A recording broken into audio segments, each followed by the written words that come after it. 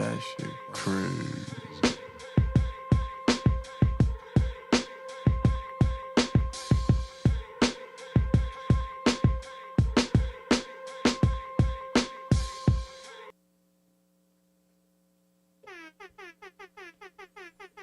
We are live. We are live. We are live.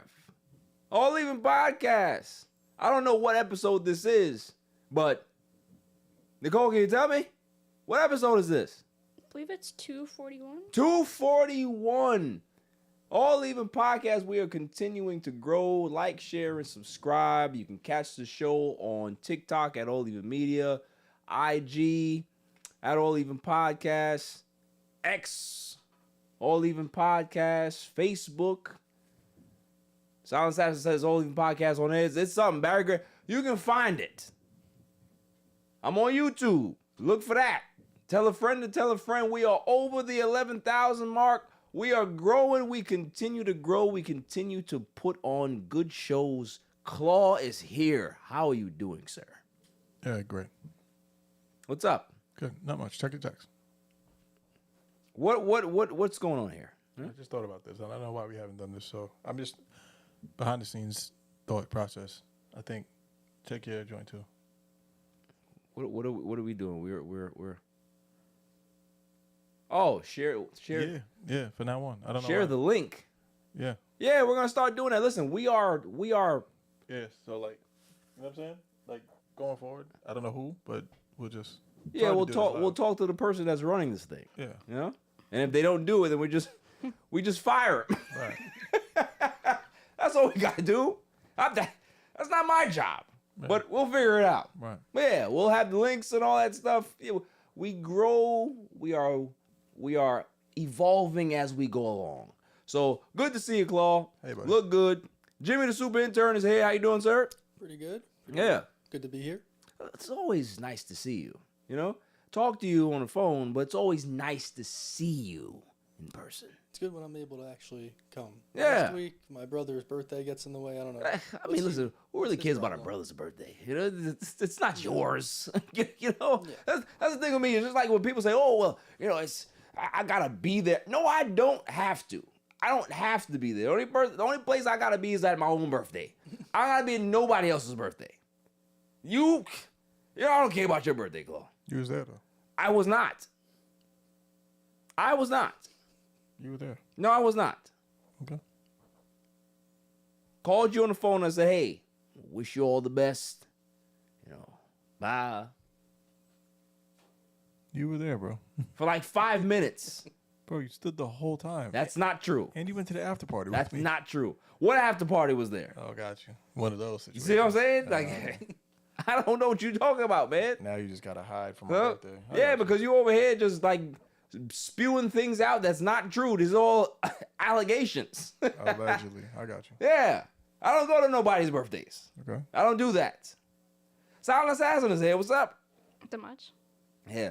You know what's crazy is that she told me a story off pod that she went on vacation sometime last year, right? And you ever notice that whenever she goes on vacation, there's some natural disaster that happens? There's some terroristic threat that's going out there in the sea. Like, she's not supposed to go anywhere. That's just what it is. 'Cause remember, the snap happened the last time she went on vacation and just destroyed everything. Killed lives. Yeah. Pod was completely different when she came back. There was no one here, right? Gotta blame Silent Assassin. So, yeah. Sorry. Yeah, she's not sorry. Not at all. Listen, good to see you. Good to see everybody. We have a very, very packed show tonight. Not really like with a lot of topics, just important topics to discuss. You know, we have the whole Luka revenge game in Dallas. That was very, very big. LeBron James has his new Barbie doll that everybody's going crazy about. And I can't wait to reveal what I thought about it. Mike Malone getting fired from Denver. There's a shit show that's going on over there. Dwight Howard to the Big Three. That's pretty cool. We have some football news. I don't like the Shedeur Sanders slander. It's enough. Like, I have not seen this level of garbage out of execs, scouts, from any quarterback in a very, very long time. And I know why. And I'm going to be the one to push it out there. Let's talk about Josh Fields. You made Justin Fields. He had recently revealed some stuff about his time in Pittsburgh. So I want to, get your thoughts about that, Claw, as well as share my own. We got Mets news. Got to talk about them. Major League Baseball may add something that I completely disagree with. I don't like it. Don't like it at all. Irrelevant news of the week, and then the greatest segment on the planet, Dummy of the Week. Dummy, yeah. Now let's just jump into it. Luka. That was one of the best games I've ever seen a guy have returning to his old team. Let's go ahead and set the stage. Luka never wanted to leave Dallas. He always thought that he would retire a Dallas Maverick. He never had any plans of going anywhere. Got traded in the dead of the night, and now he's a Los Angeles Laker. He has to get acclimated to what's going on here. The city is completely devastated. Fans are sad. They're rioting in the streets. There's rumor that the Dallas area have literally lost $1 billion since Luka's gone. Like, they're projected to lose $1 billion of revenue. When LeBron James left Cleveland, it was close to anywhere between 600 and 700 million that area lost in regards to revenue. And Luka was the city of Dallas. Like, you have the Cowboys, you have the Dallas, you have all these other sports teams, but Luka was the superstar that was in that. He was Dallas. Like, people are Dallas Mavericks fans, and a lot of people became Mavericks fans because of Luka.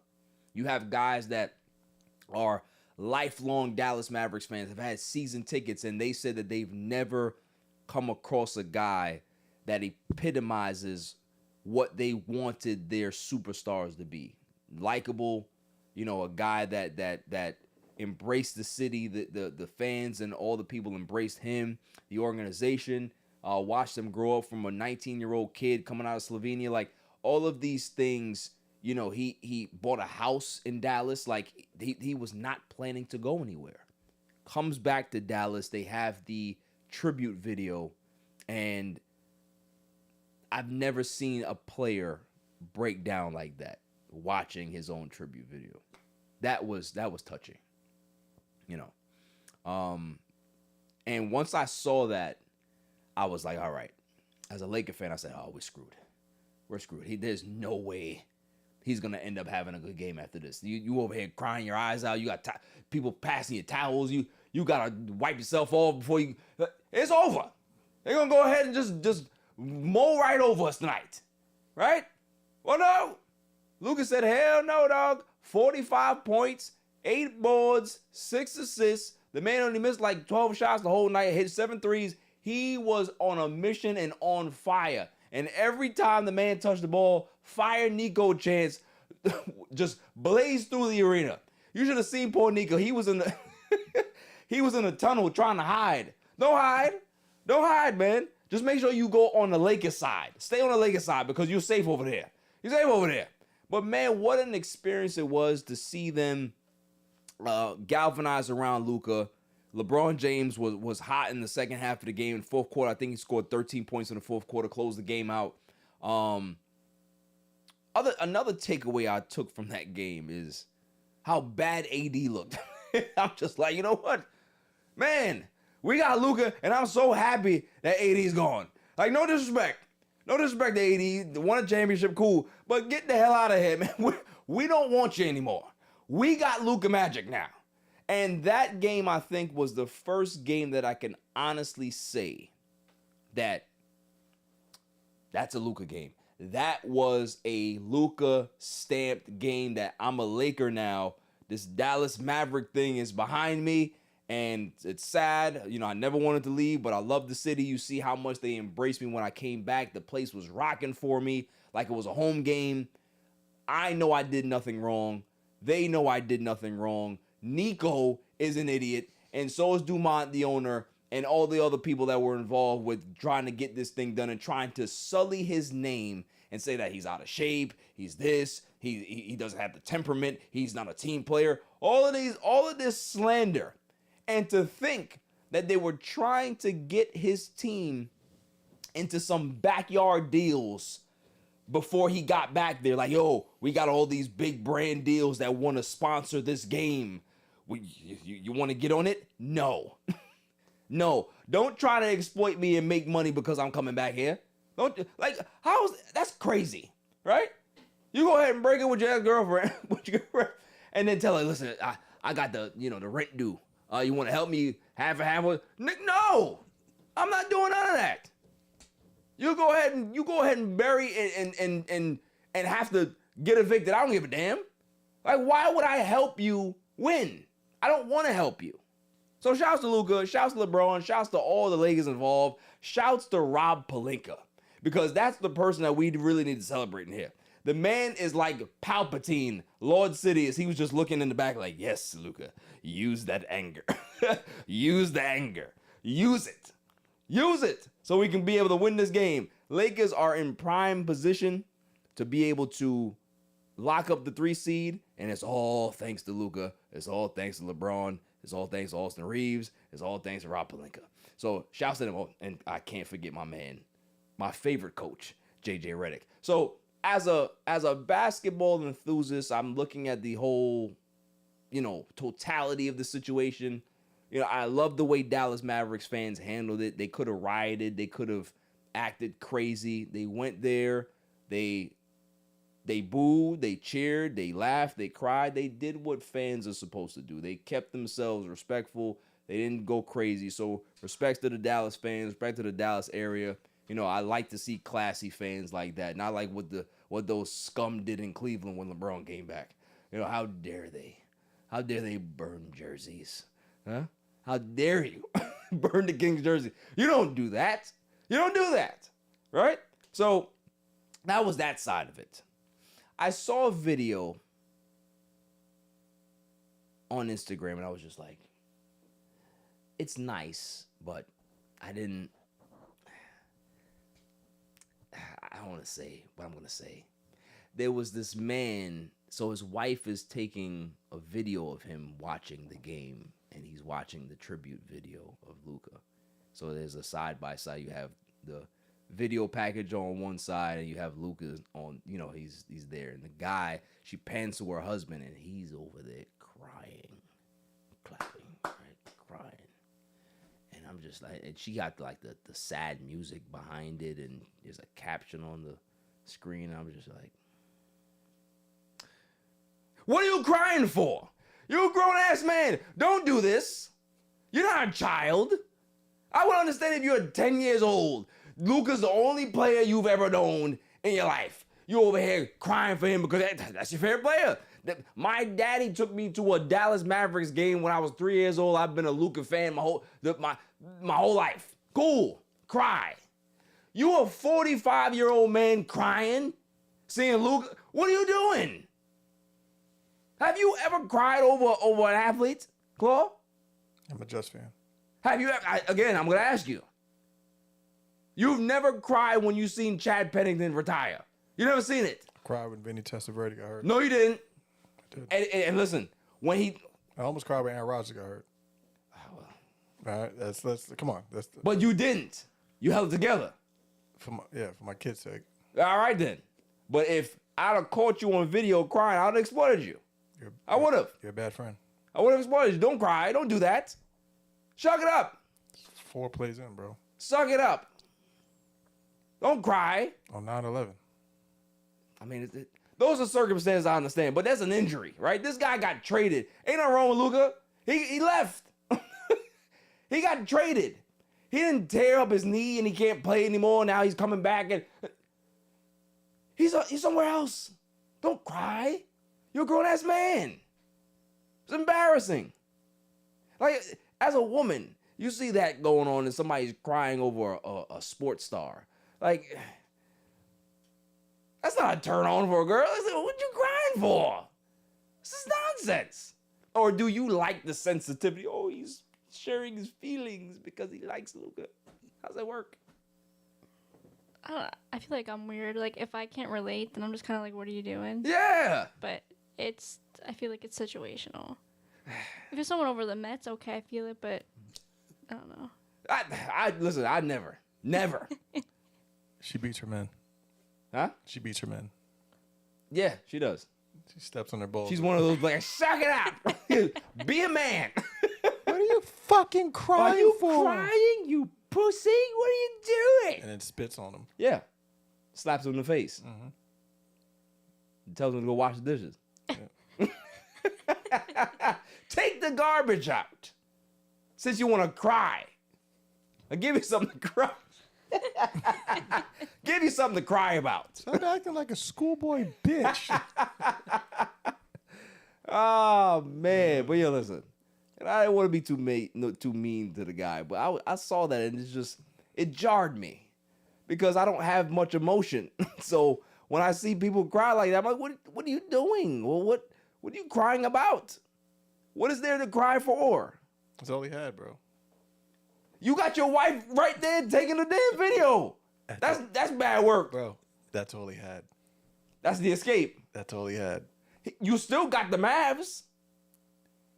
Trust me, that's all he had. Bro. He has Anthony Davis. Again, he has nothing left. He got Jason Kidd. Hey, Jason Kidd was on the championship team. Hey. For now. Head coach. Hey. For now. For now, yes. It's all he had, bro. Yeah, nothing left. That was the last thing he had. Yeah, you know what's crazy is that when a man has something that's so precious to him that like he can be able to escape to, and that thing is ripped away from him, no Most matter. heartbreaking shit in the world. You know what? No, I take it back. I think those tears were tears of like, yo, I don't have an escape anymore. That's I can't it. go to the bar and say, honey, I'm watching the game. That's Like, it. Lukas gone. What? Where am I going? Where am I going? I don't want to come home. Going to the library and looking Yeah. for words, bro. It's bad. That's nasty work. Damn. You know what? I take it back. Take it I all feel back. bad for the guy. Yeah, walk it back. I do. I apologize, man, because sometimes some men got it rough. I think you should do a tribute video to that guy. I should do a mock-up. Can we schedule that, please? Yeah. That's crazy. So I didn't even think about it like You that. gotta think about these things, bro. That's nasty work. Yeah. Like, if I couldn't watch the Mets anymore, if I couldn't escape to go to a Mets game because, you know, something came up. Bro, they fucking cancel WrestleMania, then what? Oh, my God.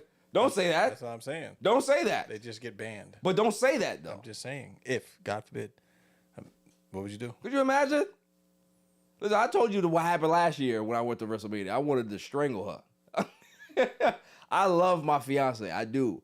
But I wanted to rock bottom her on the street. That's what I wanted to do. It was crazy. Don't mess up my WrestleMania moment, right?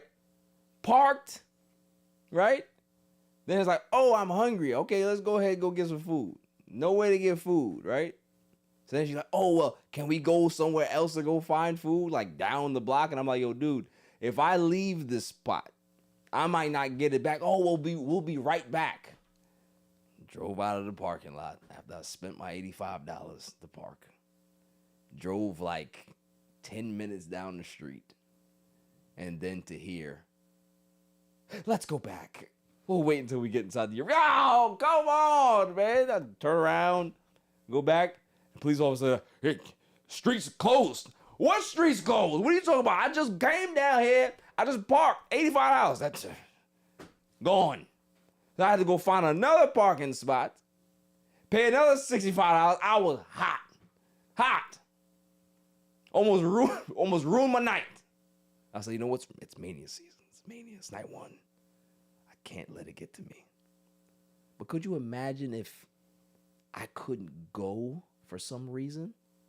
Because there was nothing to go to. I feel the pain. I do. That's it, Yeah. man. Yeah. Put yourself in somebody else's socks. Yeah, you're right. I shouldn't be so harsh. Uh, I'm a sociopath. I admit it. I don't have feelings. I don't. You know what's crazy? Like when people when people like go in to hug me, I just kind of like do like one of these. Like, put your shoulders up and freeze up. Like, what am I don't understand what to do. Do in you this have like a big girl fetish, like squeezing you? No, like, I just you don't. know those ones where like they jump on people No, and they jump on little guys. no. That's a thing. I just don't like people And they flatten them. touching me at all. Like, That's a thing. what? That's like a fetish? It's a thing. Yeah. Like people that sit on. Like really, really like BBWs, like just jumping on little guys, Oh, that's crazy. like just engulfing them. Off the top rope type joint? Yeah. That's crazy. They like floss them. That's nuts. It's a thing. I mean, listen, you got rich men that like to get kicked in the nuts with like spiked heels. That's Nicole's other That's job. listen. Just She would sign up for that in a heartbeat. and film it You know what I mean? She would sign up for that in a heartbeat. and make clips. And then tell him, what are you crying for? Be a man. That was good. Moving on. You know, I tend to not like to brag a lot. I don't. Anybody that knows me in here knows that I am not a bragger. Correct? No. I don't brag. Bullshit. I don't. Okay. But when I am right about certain things, I will let somebody know, hey, remember what I said about 6 months ago? Hey, well, we're here. Silence, do you remember what I said about the Denver Nuggets sometime in the summer when they acquired a certain player? And I said, oh, this is the beginning of the end. This was Christmas come early. And man, when I posted that video, that clip, you had a whole bunch of people telling me, oh, this is going to age poorly. This is going to age like milk. Oh, Russell Westbrook is playing good. Oh, well, you know what I did? Well, I'm not going to talk about that right now, but I will. It's going to go all tie in. Anyway, Mike Malone, gone from the Nuggets. Calvin Booth, who's the GM, gone from the Nuggets. And here's the situation, is that Calvin Booth and Mike Malone have been at odds the entire time. For years, they've been at odds because, especially this year, the roster construction, Calvin Booth has done a poor job with managing the salary cap, drafting, as well as extending players and not keeping certain players. So they went into the season with a depleted roster. Think about it, this is a team that won the championship 2 seasons ago. So for them to now have only a few members of that championship team still on the team, that shows you that they've had a massive overhaul, and it didn't necessarily have to be like that, but Calvin Booth did a terrible job putting this team together. All right? It's one issue that they've had. The other issue was obviously contract negotiations. Mike Malone wanted an extension. I think he's like the third or fourth longest tenured active coach, or was in the NBA. He's with the Denver Nuggets for like 10 years, right? So coming off a championship, you would think that, yeah, I would get myself an extension. They've never won a championship in their entire life, in their entire history. I got them that championship. So, yeah, I should get a 5, 6 year, 7-year deal, of course. Couldn't get that done. Calvin Booth himself was on the last year of his deal, trying to get an extension.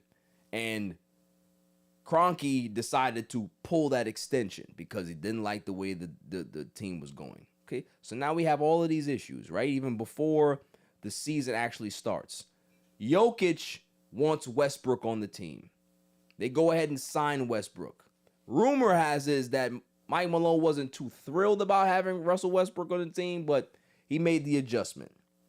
As the season is going on now, there's rumors, and this is all written through The Athletic, right? They put out an article about this.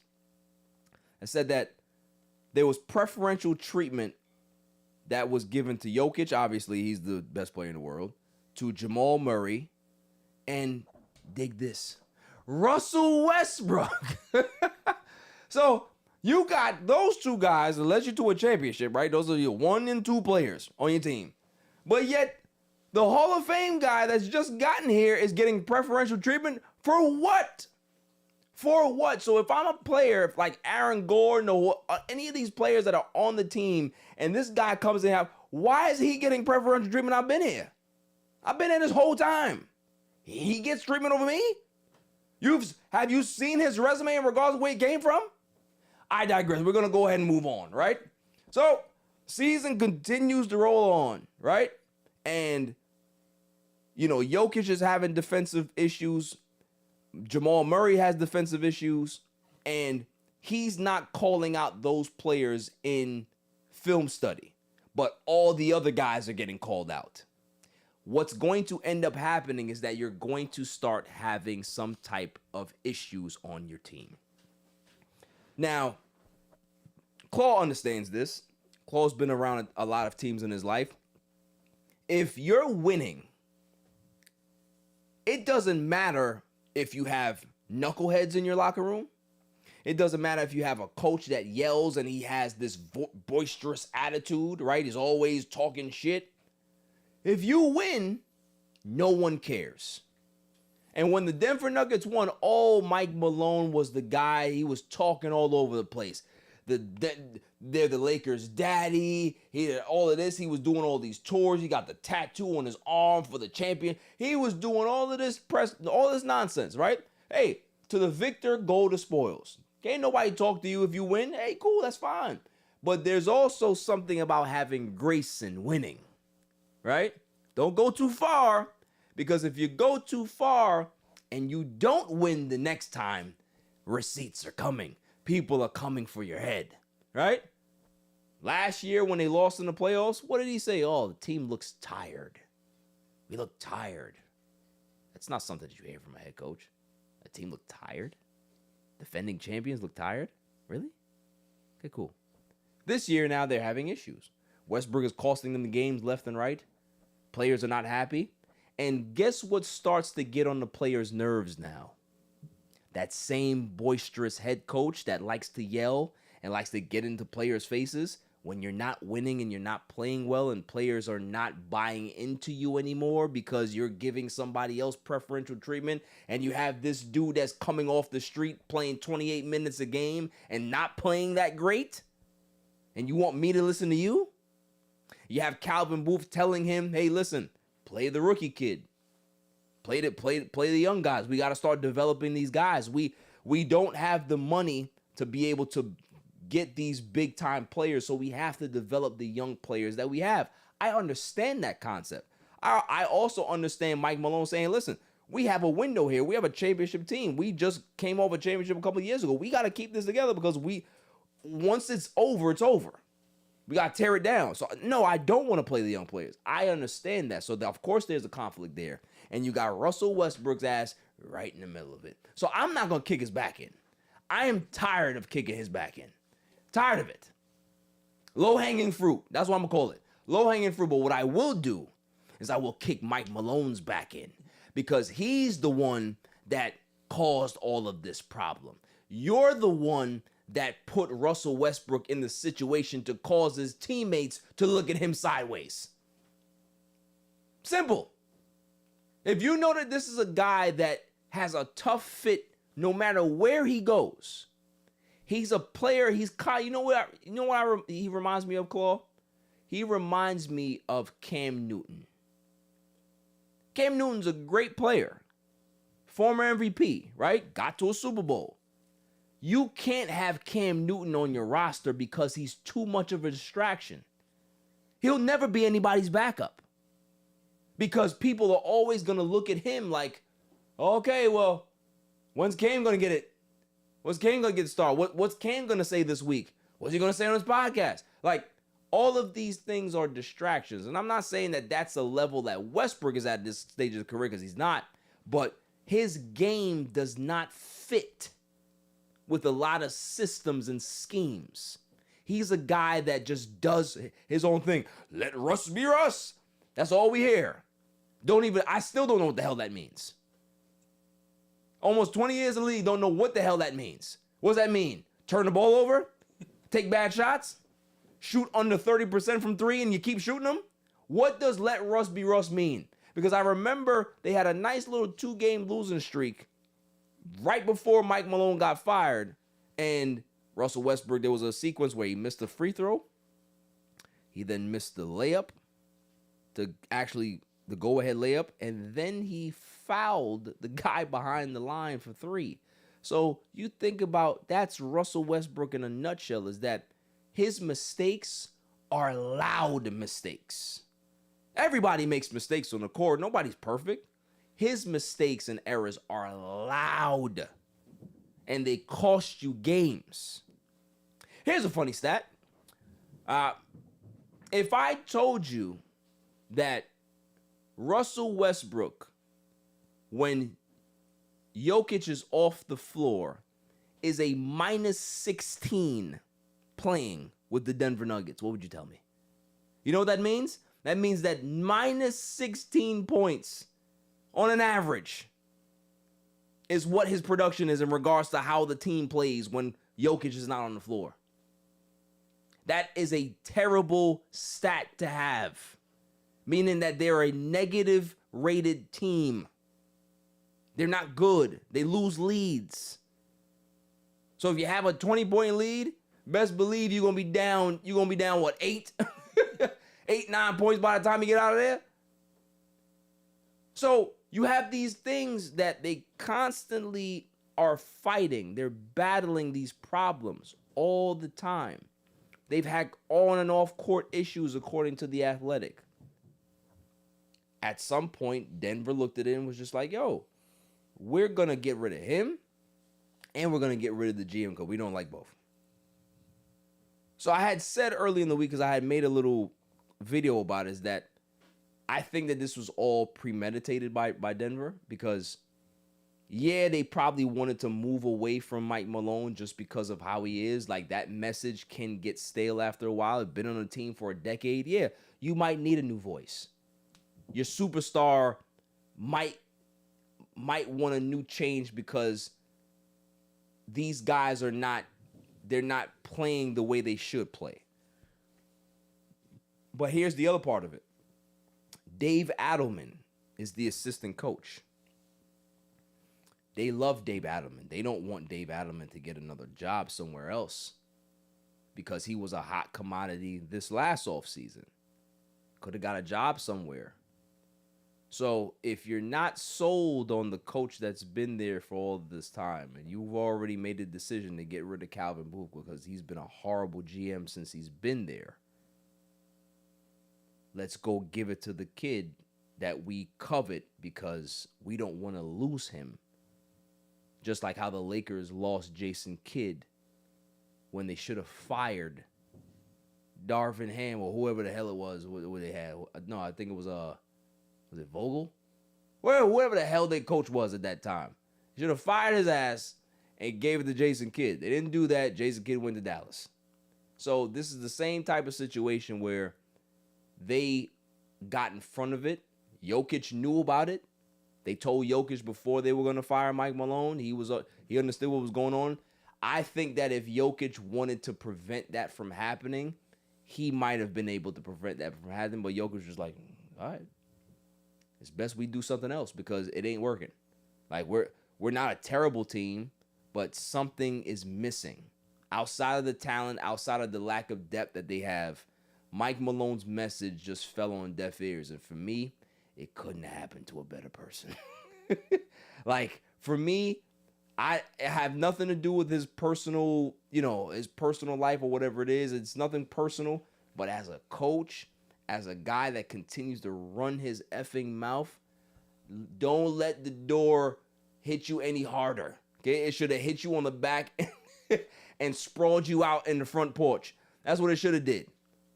Because you put yourself in that situation. You thought that you were bigger than getting fired or bigger than, okay, cool. Every coach gets hired to get fired. That's just the way it goes. Whether it's 2 years, whether it's a year, whether it's 6 months, whether it's 10 years. You end up losing your message and it falls flat and you too will be gone. So for me, I'm looking at it like, okay, well, Russell Westbrook has a player option, I think, or a team option. I think it's a player option. He can be able to opt into that final year, but it's rumored that he might opt out. Might be smart for him to do so because the first game after Mike Malone gets fired, what does David Adelman do? He cuts his minutes. So instead of him playing 28 minutes, 29 minutes like he was playing under Mike Malone, he played 17 and they won. And would you believe me if I told you that in the 17 minutes that Russell Westbrook played, he took 11 shots? So just think about that. You play 17 minutes and jack up 11 shots and you make 2 of them. And he had a -6 plus minus, which means that let Russ be let Russ be Russ. You're not going to be able to win efficiently and effectively with him on your team. That's just a fact. I'm not a hater. I'm not somebody who just points somebody out and says, I don't like his game. I've been telling people for years that that style of basketball doesn't win. It doesn't. Triple doubles in regards to how he thinks the game, it doesn't equate to winning. When you have a guy that you have to fit into a system that doesn't fit any system, it puts a strain on your team. And then on top of that, when he believes that he's still the same player that he was 5-6 years ago, everybody gonna look at you like, are you crazy? You're playing him over me? So when you're winning, those things can get shadowed, get swept under the rug, because everybody wants to be a team player when you're winning. But when you're not winning at the clip that you all think you should, it starts to point. Those fingers start to point. People start to look over their shoulders. People start to side-eye each other. Practices get a little bit more quiet. People start to be on their phones a lot more on the bus. All of these things. Why? Because you don't have that connection, and you had a coach that lost the leadership and the trust of this team because you insert a guy like Russell Westbrook into your culture that should not have been. I don't blame Russ for that. I blame Mike Malone. That's who I blame, and I blame Calvin Booth for actually co-signing that bullshit. There's a lot of times where your star player says, hey, I want this player on my team. You as the GM and the head coach need to say, this is not a fit for us. You might want him, can't fit. We saw LeBron James say, I can fix Russell Westbrook. We all saw how that ended up. Certain players are just, it is what it is. You can't try to fix them at this stage of, it's like you can't save every hoe. Just saying. Every hoe. Some you can. You saw a Pretty Woman. Yeah. She got saved. I guess. Richard Gere said, hey. That's what I'm saying. You can save some. But the masses, you can't. That's all I'm saying. Like, don't try to reinvent the wheel. That's all it is. Like, Russell Westbrook is who he is.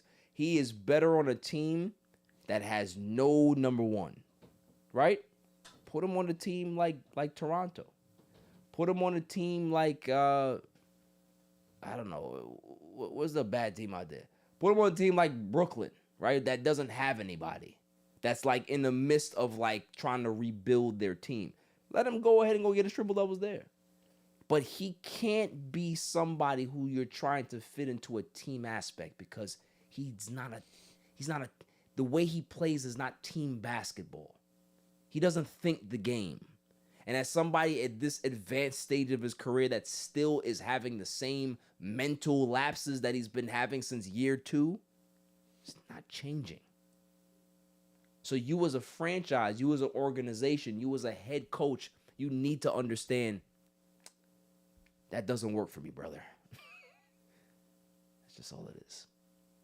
But for me, Christmas come early because guess what? Lakers are the 2 seed. Oh, not 2 seed, 3 seed. We're 3 seed right now. And Denver, I think they're 4, 5. I'm telling you right now, I want them to drop to 6. Drop to 6 so we can be able to get that ass in the first round. That's what I want to see. Because all of these Denver Nuggets fans, oh, we own the Lakers over the last X amount of years. Okay. That's what I want to see. I don't want Golden State. I don't want the Clippers. I don't want Memphis. I don't want Minnesota. I want Denver. I want Luka to put that 40 burger on them all night. All night. Love it. Any thoughts, Lil? Fuck him. Yeah, exactly. So, Mike Malone, my message to you is, I'm sure you'll get another job somewhere. If you want to go take the Sixers job, God bless you. You take that. Or maybe the Knicks. Maybe the Knicks want you. Who knows? Who knows? But all I'm saying is that in the next go round, wherever you go, keep your mouth shut. Don't be that guy to be so boisterous, because at the end of the day, when you're winning, it's all good. But when you're losing, they start to look at you like the dummy. Yeah. That's all I'm saying. Look, I'm not gonna be the guy to have this this macho thing of like being embarrassed about certain things. You know, you got guys that don't want to go into certain stores like, oh, I'm not going to the Victoria's Secret to go get my girl. No, we gotta go in there together. Okay, cool. Oh, I'm not going to such and such. Why? Go to CVS and go pick up some stuff for your woman if she can't go. What's wrong with you? Any man that don't want to go to CVS for their woman, there's something wrong with you. Go get them feminine products. It ain't for you, it's for somebody else. It don't matter. That's respect. What I'm saying is that for the dudes that don't want to get the Lebron Barbie, look, I don't know what's wrong with y'all. We not playing with the Barbie, right? We're not taking it out of the box. It's gonna be a collector's item. I'm getting that shit. That is fire. You know what it looked like when Penny had his little Penny? That's what it looked like. It's fire. It's great. MC Hammer had a Barbie doll. It's fire. So I'm gonna get it. Cole, how much it cost? Like $75. Yeah, I'm getting that. I'm getting that. What'd you think of it? It got the removable hat. Yo, his hairline is crazy on that shit, though. They made it to scale. They definitely did. Yeah. It was like Patch Adams in the front. Does it have his feet? Maybe. That's crazy if they put the feet in there. Like the toes over. Yeah, it's crazy. But it looked like him. It's very, very cool. How many are you going to buy? How many? I only need one. Right here. Buy and put it right there with all the other collectors that I got there. You know what I mean? I wish Kobe had one. That'd be fire. Wish I still had my MC Hammer one. That was fire too. You played with it. I did. I was like 6 though. All right. It happens, bro. I didn't have it when I was 20. I was 6. I knew you when you had the pants. I didn't have the pants. And the haircut. And the haircut. But not the dance skills. I have rhythm. I do have rhythm. Yeah. No, I do. I don't think so, buddy. I definitely do. A little stiff around the edges. Definitely not. Bro, I smoke you every time we play MJ Experience. And I actually dance. I don't just spin the wand. You do not. You spin the wand. I have footage. I got footage of you playing spin the wand. Like when you're supposed to like do certain moves, you do this.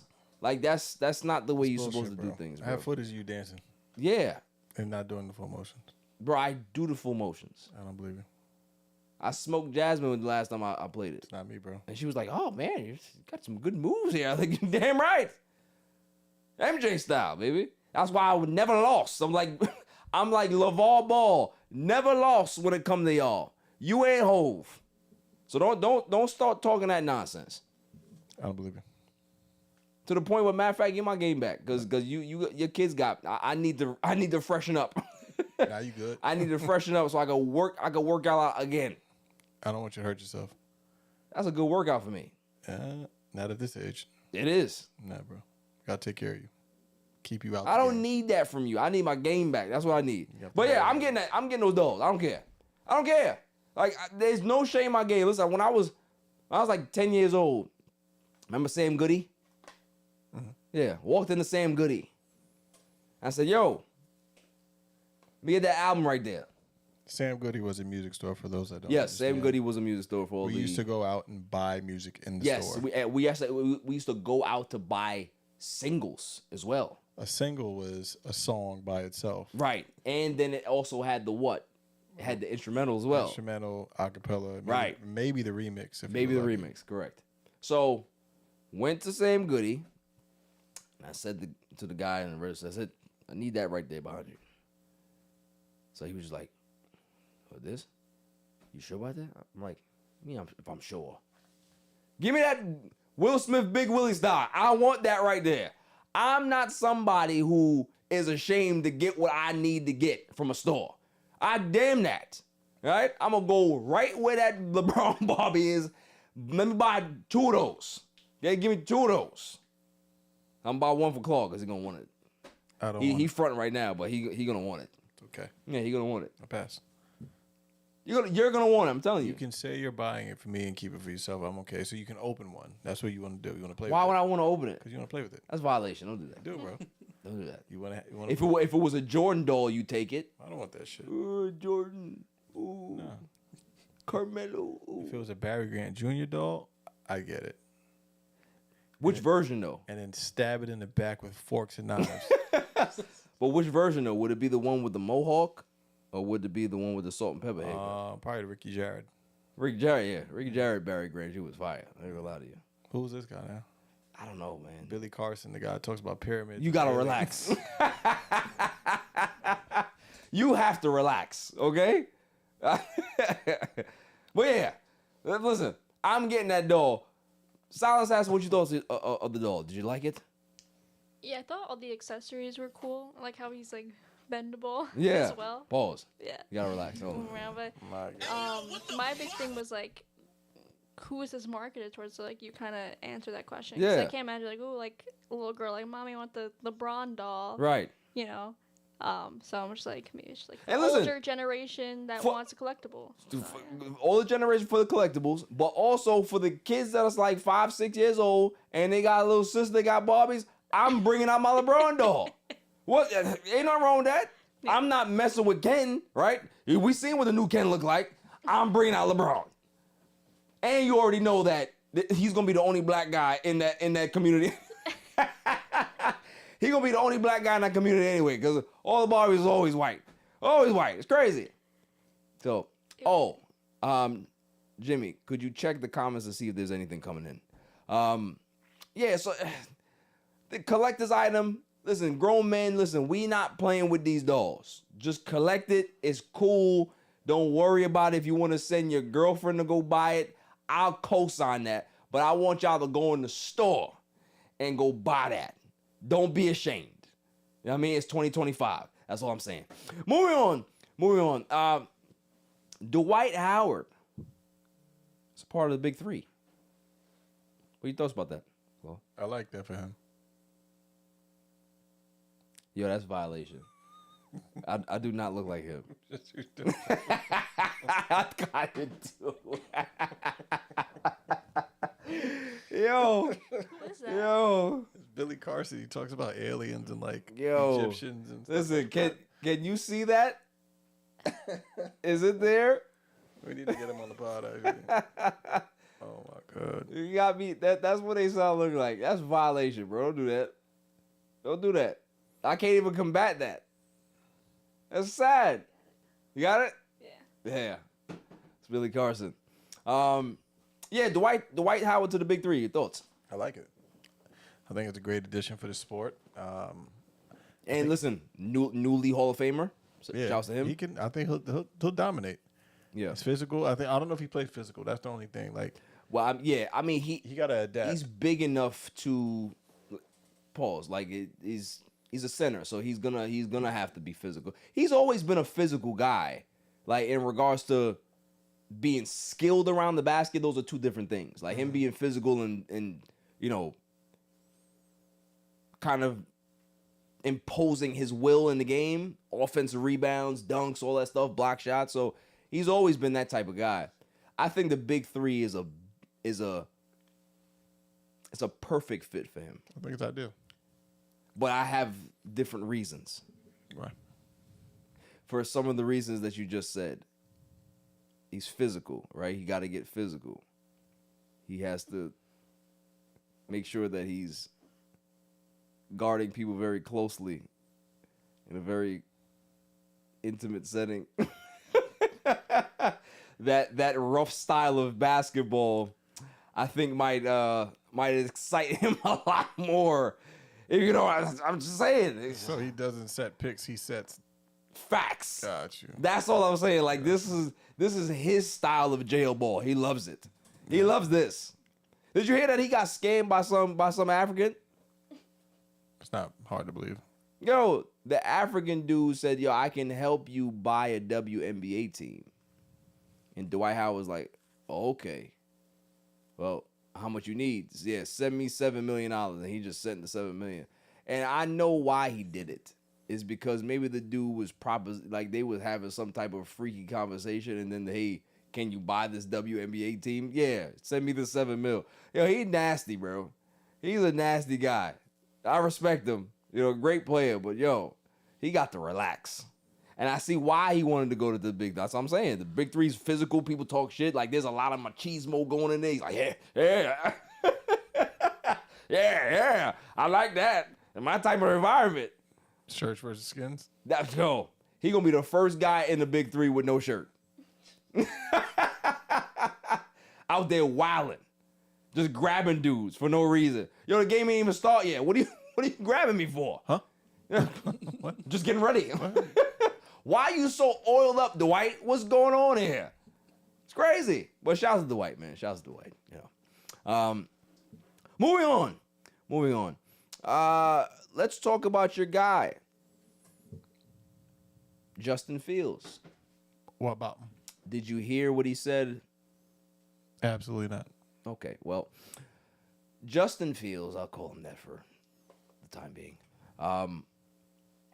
He talked a little bit about his tenure in Pittsburgh and said that, when he was there playing, starting, you starting to get a lot very comfortable and all that stuff. And once he got benched for Russ, he just never truly got settled and truly felt comfortable in Pittsburgh. And it was just one of those situations where he knew that it was just not a good fit. I'm paraphrasing. But it must be very tough to, like, you're trying to resurrect your career. They bring in somebody else. You actually played pretty well, and then you still lose your job. So, that being said, it's like, all right, this is a kid that's coming into the Jets motivated. The Jets have already said that he's the guy, that they're going to give him all the resources possible. And I'm just like,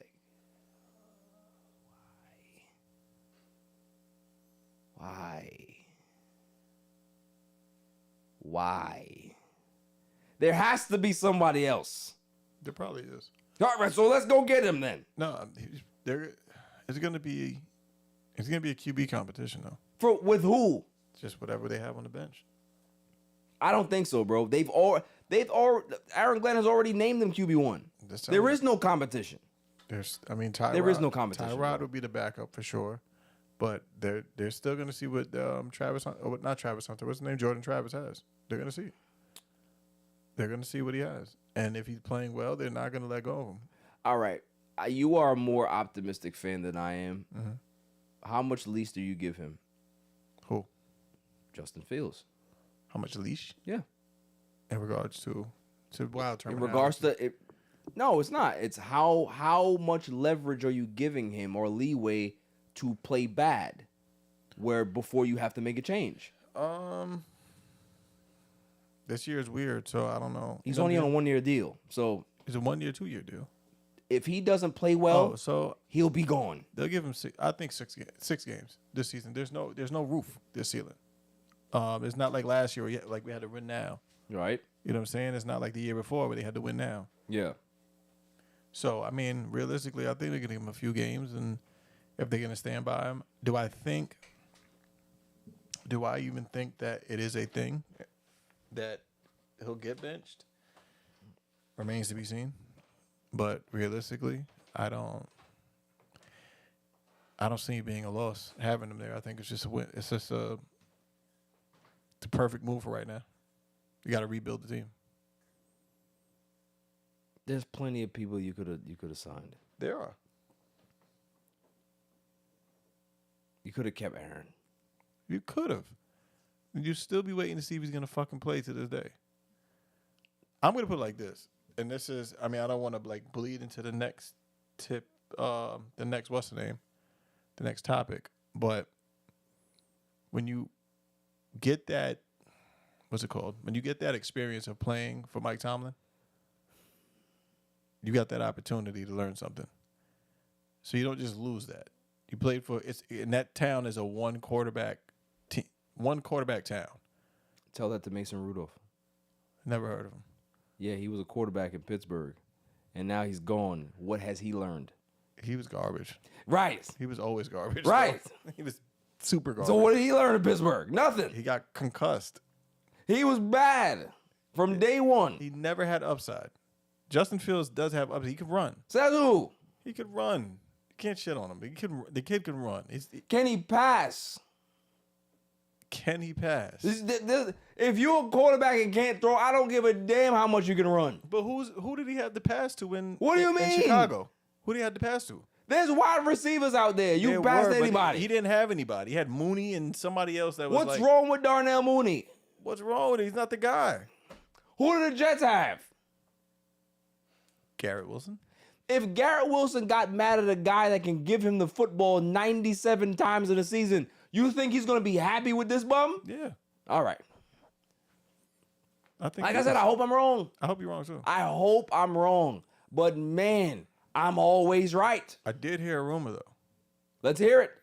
that they're debating on trading Brees Hall. For who?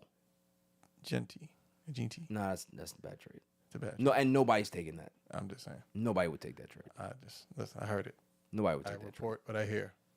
But I'm not, like I said, it's the whole move, all the movement this year is just all upside. There's no expectations. Like we've had back against the wall. If we win 6 games, it's a win. You know when I'm actually going to get excited about the Jets? And I'll be honest with you. When they move out of that disgusting place. Yeah, me too. Seriously. Like, I'm going to support them. That's my team now. But I'm not going to be fully in until they leave that hellhole. I don't blame you. Because what the hell are they doing in Jersey? They're a Queens, Long Island team. That's what the Jets are. We're not the Giants. Let them stay in Jersey. I don't like it. The Vanzo shift. Let them stay over there. Yeah, I agree with you, bro. I wish they come back home. I'm sick of it. This shit is trash. You can't. It's like when the Islanders was playing in Brooklyn. I'm not going out there to go watch the Islanders in Brooklyn. Are you crazy? And it's sad because it's like, granted, you have all this opportunity. They're building so much over there. Mad stuff over here. And the shit is, it's like New York will never get an Olympic because we don't have enough stadiums. Yeah, we don't have that stadium. Like we have like arenas. We don't have a stadium. Yeah, we don't have a stadium. If we had one more stadium, I think we'd be in contention for That an metal Olympics. piece of garbage that's over there in Jersey. It's the worst stadium in the league. You know that, right? They don't like it. In the league. It's terrible. I hate it. Worse grass, worse concessions, worse parking, worse what do you call it? Like logistics. It's the worst. The mall across the street's nice. It is. It is nice. It is. They got good food over there too. Yeah, But It's bad. It's bad. So, moving on. We're flying through the show. I love that. I am tired of the Shedeur slander. Like it's gotten to the point where it almost feels nefarious to me. Like, people never like to play the race card, and I'll play it when I need to. I don't care. But this feels dirty. And we understand that Cam Ward is also a black quarterback. So you might not be able to use that, but here's the problem that I'm having is that you had Daniel Jones, who wasn't on anybody's radar, that somehow crept into the top 5 and got drafted. But a guy that's been a starter his entire career, threw over 4,000 yards at Colorado, 37 touchdowns, 10 interceptions in a pro-style offense in a Power 5 conference. You mean to tell me that guy is not a first-round grade? Explain that to me. I don't know why they're fucking up like that. I don't know why they're shitting on him like that. They have comparisons of comparing him to Teddy Bridgewater. Not Teddy Bridgewater. I heard that. I didn't see that. I saw Red Rifle. Who? What's his name? That played for the Bengals and the Cowboys and the Panthers. Redhead. Andy Dalton? Dalton. Wow. Red Rifle? Yeah, that's what they call him. Jesus. It's disrespectful. But it's just crazy. Dalton? Like, where? The dude has a rocket arm. He can move out of the pocket. He's played in big games. The reason why I know that they're knocking him down is all because of his behavior, of his attitude. He has moxie. He's a kid that's gonna get in your face and talk shit, right? His father is Shedeur Sanders. This whole media blitz from Colorado being the biggest talk of the town and everybody's up there and people wanting to see them fail, that's all tied into this, in my opinion. They criticized this kid at his pro day, said, oh, well, he pats the ball. There's a lot of kids at his age that pat the ball in regards to trying to secure the football to throw the ball. But when that ball releases out of his arm, it's a fucking cannon. So what do I care if he's patting the ball at this stage of his career? Because guess what? If I have a good organization and a good quarterback coach, that's going to take one camp to be able to fix that. So what do I care about if he's patting the ball? We're going to fix the mechanics anyway. We're investing in this kid's future. We're going to have to fix the hiccups. That's what you do with every quarterback, don't you? Supposed to. Do you want my take? Go ahead. I think this is being done internally. I think it's the same thing they did with Bronny. Yes. So they can get him where he wants to go. You know where he's going. Where? They want him to fall 12th. Who's 12? Dallas. They want him to fall 12th. And he'll fall right But at they're 12. saying that he's not even a first-round grade, though, Glow. Trust me. I think he'll go 12th. I think Dallas is not letting that pass. Y'all not going to let it pass. Because then they know what they're going to do. So you're trying to say if he slips If he slips past the first he's 10, not moving, he's not getting past Dallas. he's not getting past Dallas. Dallas is taking him. They're going to. Because they know what they want to do. What are you trying to say? That You Deion know what they're going to do. You know they're going to do that. It's it. It's there. If he goes to 12, he's getting taken right then and there. They're not going to let that pass. Because they know what comes with it. They're not fucking... Who's the coach? Jason Jack? Who's it? What's his name? Jason Yeah, Garrett? boy. Shoddy. Oh, yeah. That's an interim, bro. That's not even a real coach. They know what they want to do. They'll bring him in next time. They'll have the conversation. That's probably what this is all about. It's all internal. The team is doing that shit themselves. They're dropping him purposely. Let Cam Ward go first. Let a bunch of other picks go. 12 will be... I can see him be a Dallas Cowboy. But why would he want to sacrifice all of that high money just to go to Dallas? Just to sit behind Dak Prescott? He's gonna sit maybe a year, maybe six games. Come on now. They just re-signed Dak. Telling you. They just listen. If your rumor or your what do you call it? Your theory comes to pass, I'll give you respect. I don't see that happening. See it. I think that this feels like a league mandate to be able to knock this kid down and knock him way out of the first round to find ways to kind of humble him and his father and a whole situation that they got over there, because you have people out there, people that are on the radio, Claude, that says, oh, well, if it wasn't for his father, he wouldn't start. Like, where would he have gotten recruited? What does it matter? If you get an opportunity, if somebody gives you an opportunity and you succeed and excel when you get that opportunity, what does it matter how you got the opportunity? Dion could have probably got another quarterback, but he realized that his son was better than anybody he could recruit. So why have anybody else? What? That's a bad thing? Nepotism is a bad thing? In this world, it is. Oh, it's for people that look like us, it's bad. That part. You're not supposed to do what everybody else did. Right. Because, what's the point? What's the point of me working hard to make sure that my son doesn't have to pick up a bill in a certain restaurant because... Or have to worry about not having the opportunity to play when he's talented enough to play. I'm going to give him the opportunity so he can show the world that he can play. Mm-hmm. You're not allowed to. Not allowed to. No. But everybody else can do it. If your name is Archie Manning, it's your right to do it. Oh yeah. I'm sure if it happened to ours, it'd be fine. All the way. And it's gonna happen. Yeah. He's even calling out. I'm not gonna come out next year. I'll come out the year after. Oh yeah. And I'm sure he's gonna be like, I don't think that I want to go anywhere but the Giants. Mm-hmm. I can see that happening. I'm sure Silent Assassin would be extremely happy.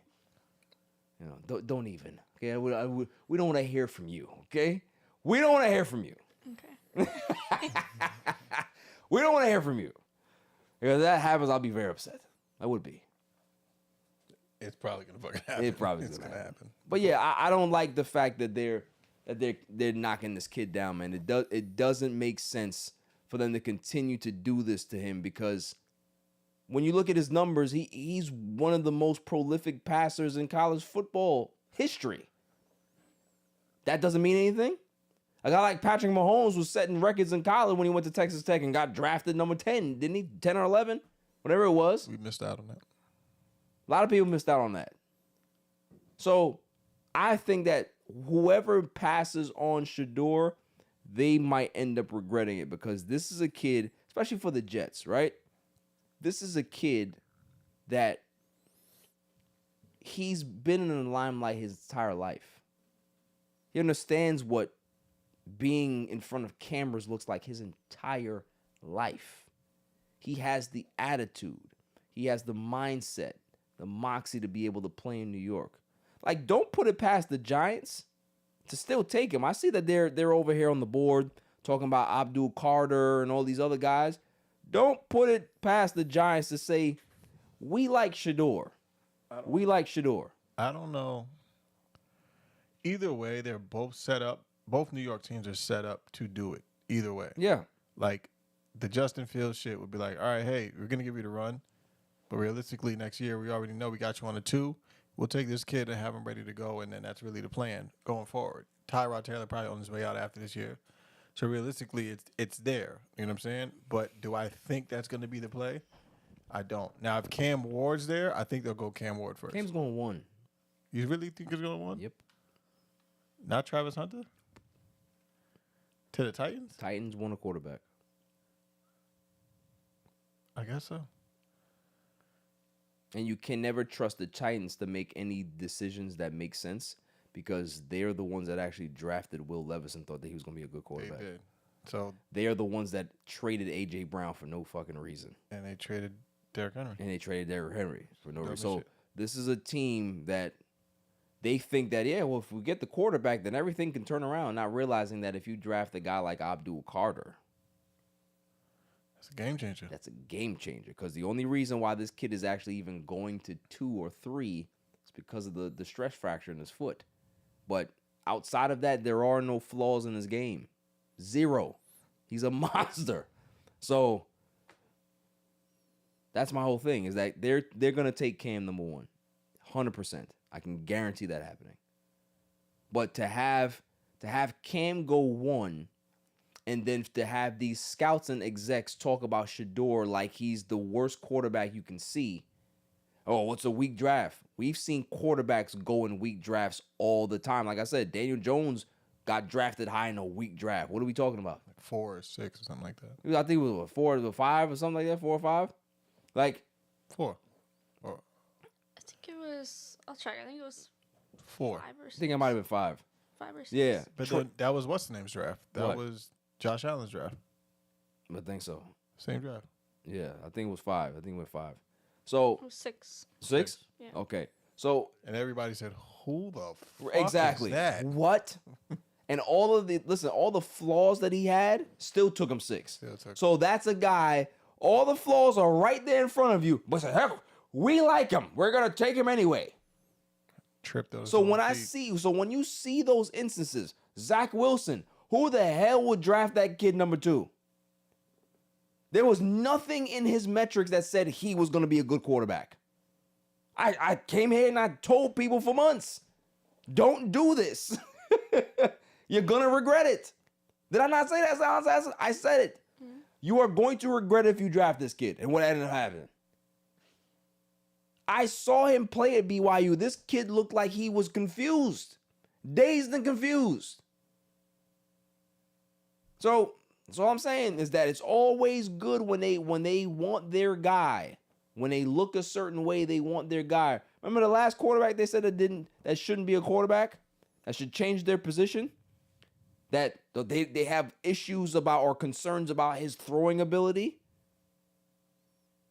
He's won how many MVPs now? The fuel. Lamar Jackson? And they left him till the end. Yeah. How'd that work out? In playoffs, damn near every year. How'd that work out? So I'm done caring about what these scouts think. Because all they do is try to knock these kids down to the point where you're not talking about their strengths. You're not talking about what makes them great. Like, you might not ever see these hiccups or these weaknesses at the next level, but why don't you talk about what makes them good? Shedeur is a gamer.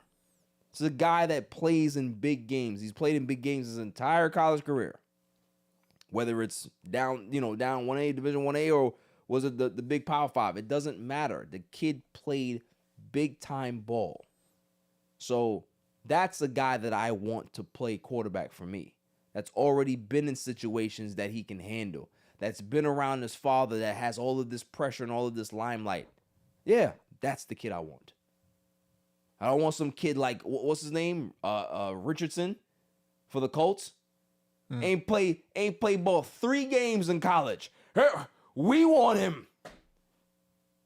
Like, these scouts are getting worse. You want a guy that hasn't played no games, right? Got potential. Yeah, he's only had like a 40% completion percentage, but we can change him. But the guy that's throwing 4,000 yards and almost 40 touchdowns, I don't know. Something wrong with him. Politics. It's super politics. And why would you ever want to dive into that? I'm done with that, bro. Like, that's why for me, I am not a fan of the national media. I'm not a fan of talk radio. I'm not a fan of linear television when it comes to their sports coverage. It's all garbage. That's why a lot of people are turning it to their streaming platforms, to independent media, because at least when you're speaking or listening to hear these guys talk, it feels more genuine rather than there's some mandate being passed down by the fucking network. I don't listen to that shit no more. So, moving on to my irrelevant news of the week.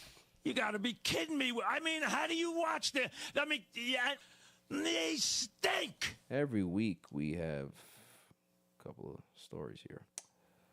See what we got. See what we got, man. See what we got. we have. This was interesting. Woman says $11,000 nose job gave her the confidence to file for divorce. How do we feel about that? Let's go ahead and look at the reports. So she was in an unhappy marriage and calling it the push that she needed. So, all right. I've had enough. So, the fact that you was ugly made you want to stay? What sense does that make? Yeah, I don't really get the logic behind it. Yo! I get it. Go ahead, explain, I Chloe. get it. Listen, you gotta think about it. She probably had a cute face, and then she had a beak, Beak, bro. a whole beak. Toucan sand. Right, with the curve and probably the hump in it, Toucan sand. and that shit was always in the way of her vision. And he cleaned that shit up and said, "Holy shit, I look good. You know what? Fuck you." And he was like, "All right." Yeah, if it was his money too, I don't know. Yo, could you imagine? Yo, that's not.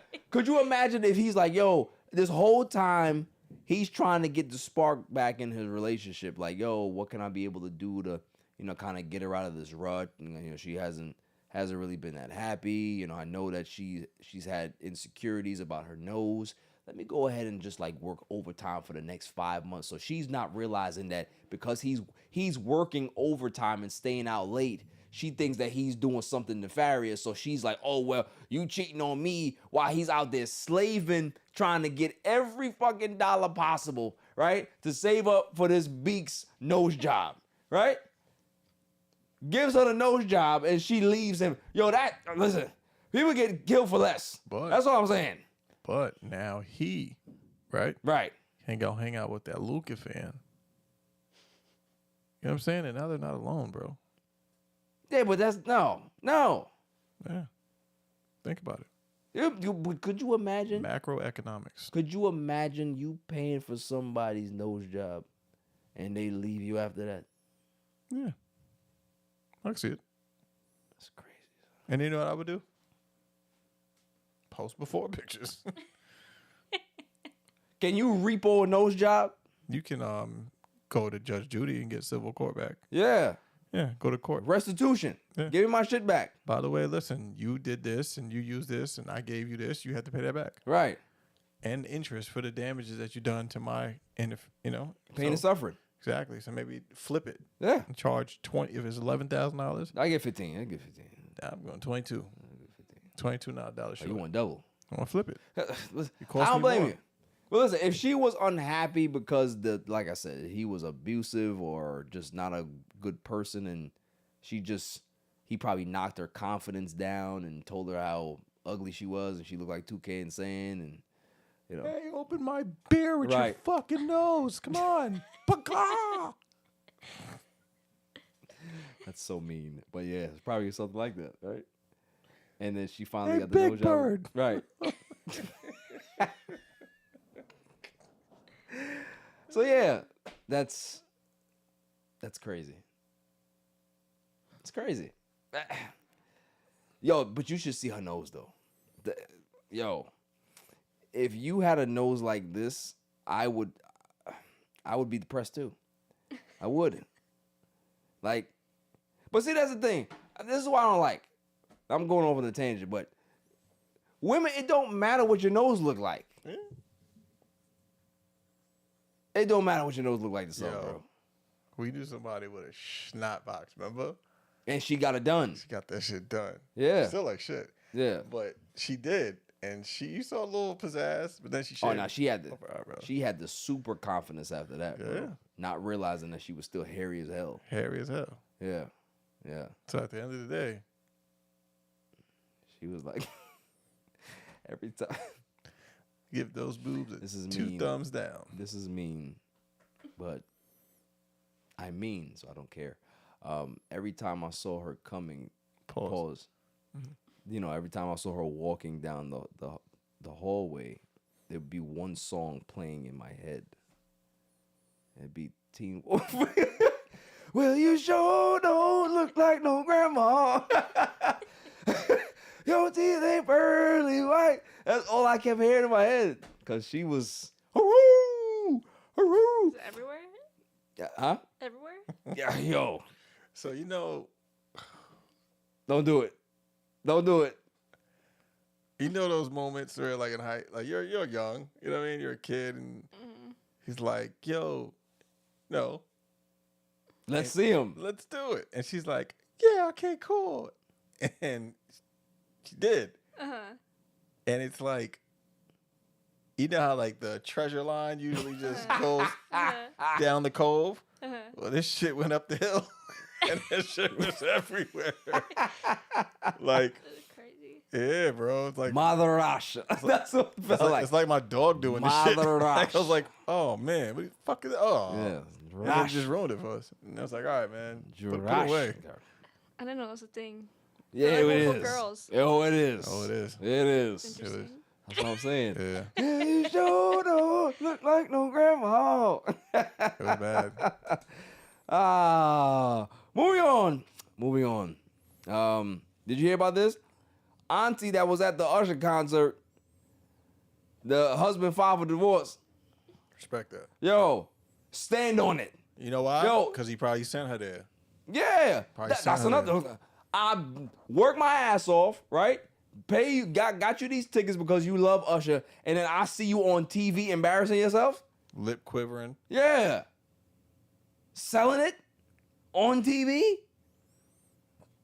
Why couldn't you just be like the silent assassin and just throw a fastball Throw of your undergarments? Like, ain't nothing wrong with that. throw a breaking ball. in Yeah. Your drawers. Throw a Strasburg his way. I don't know, whatever it Throw is. Vientos. But you can't do this. Yeah, it's nasty. You work, can't bro. do this, bro. But yo, I don't know if it's in the like when you bought the tickets, do you have to like sign a waiver?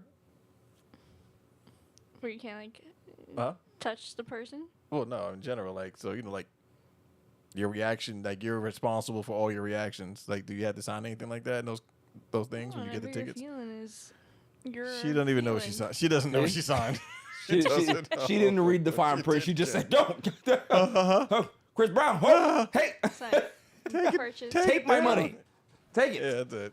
You saw the green button. Yeah. Apple Pay. Yeah, that's it. I got you. Didn't even read the terms of agreements. That Didn't shit care. probably says, "Yo, fam, if you Yeah. have a relationship and you're in this, we are not liable Facts. for anything." Facts. You You triple- cannot take us to civil court. Right? You trip on your own water. Yep. It's your You fault. are not Like, taking it us to has small nothing do claims with court. this. Yeah. None of that. Okay. So that's fucked up, man. Yeah.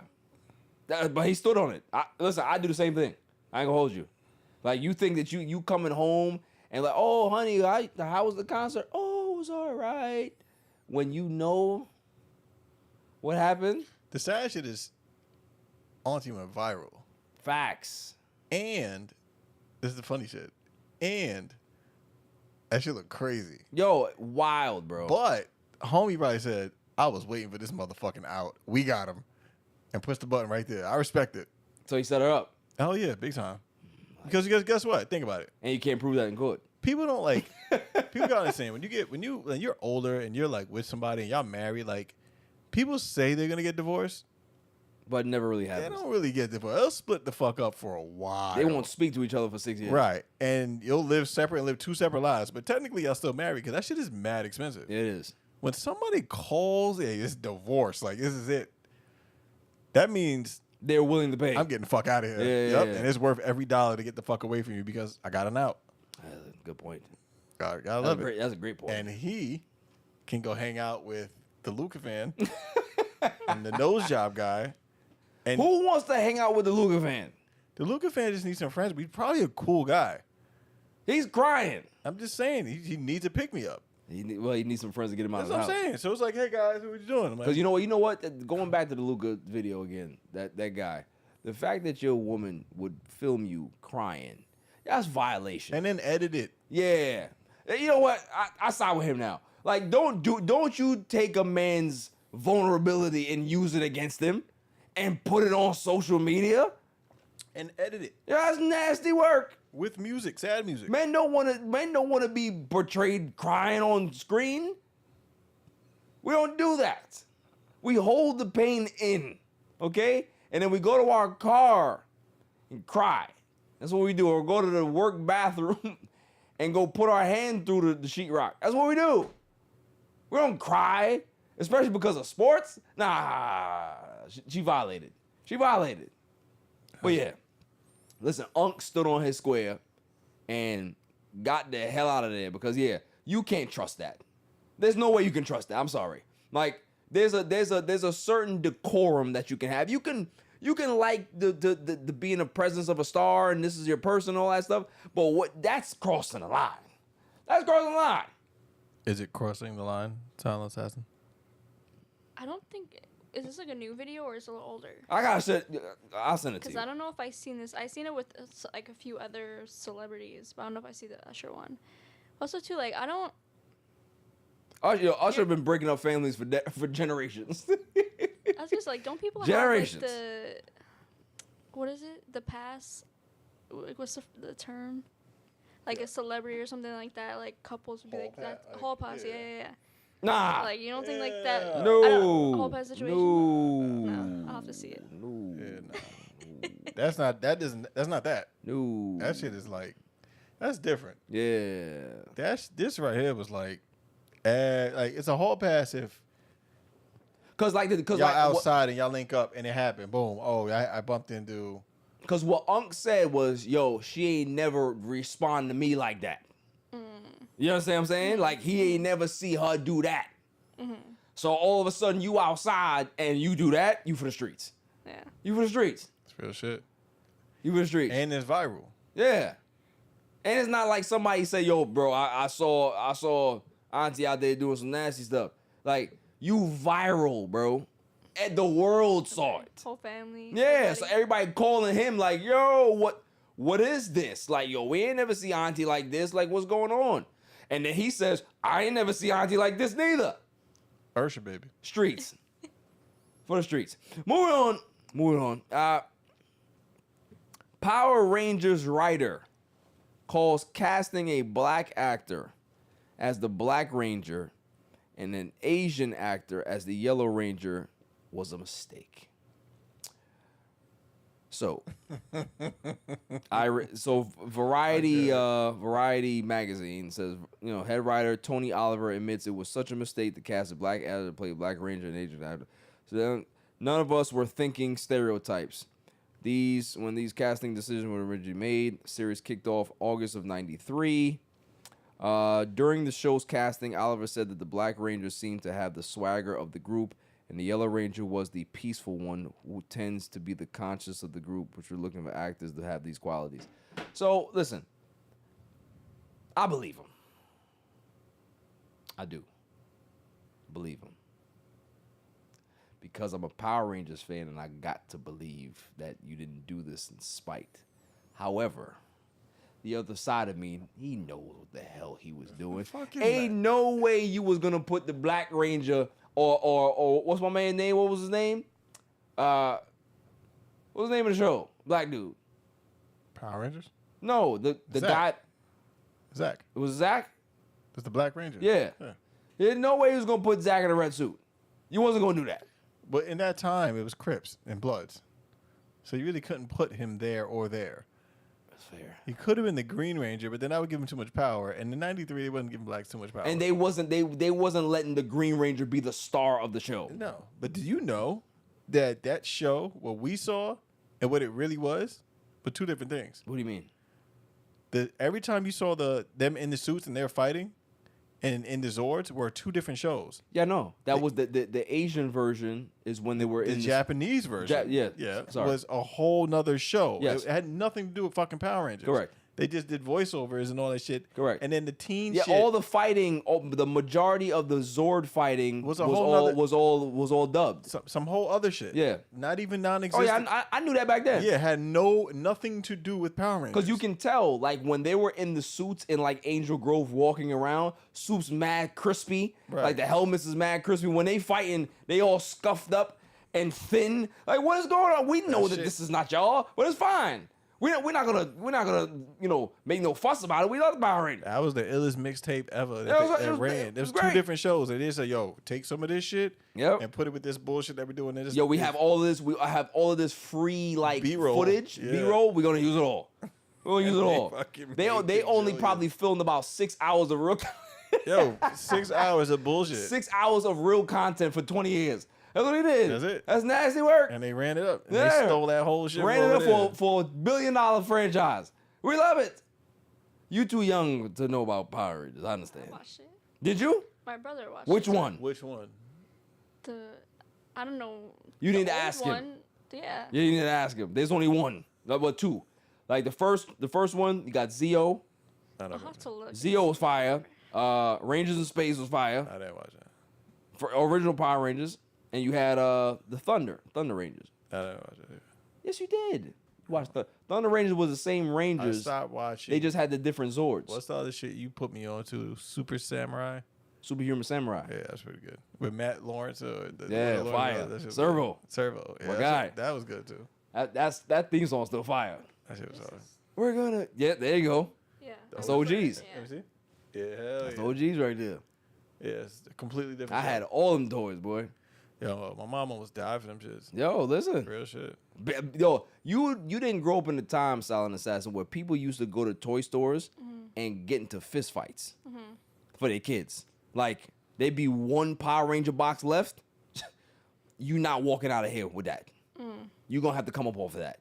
It was sad. I remember all because my brother he was obsessed. That was his thing. Yeah. Was Power Rangers. So I remember all the action figures and whatnot. Yeah, they got them now. the They costumes, still got them. This is I'm about hard. to start collecting them shits again. Yeah, but my dad used to like have like a person in was it? It wasn't Macy's. It was another like store. Oh, he like had a to big connect. store. Yeah, so he would call and be like, "Hey, can you keep a box Oh, that's aside? I'm coming crazy. over for my." Because also too, my brother was the first like kid, so he got a lot of things. Yeah. So he always had like the service hookup, merchandise. The connect. Yeah. That's fire. I ain't gonna lie. Remember You service merchandise? Put that underneath the register. That was the plug. Yeah, reach. Yeah. My mom ain't had that. I have it. She just threatened people and said, "Yo, if you lift that box, I'm fucking you up." You lift that box, I'm fucking you up. Straight up. Like I can't come home with nothing. I'm leaving Right. with just like what Denzel said, I'm leaving with something.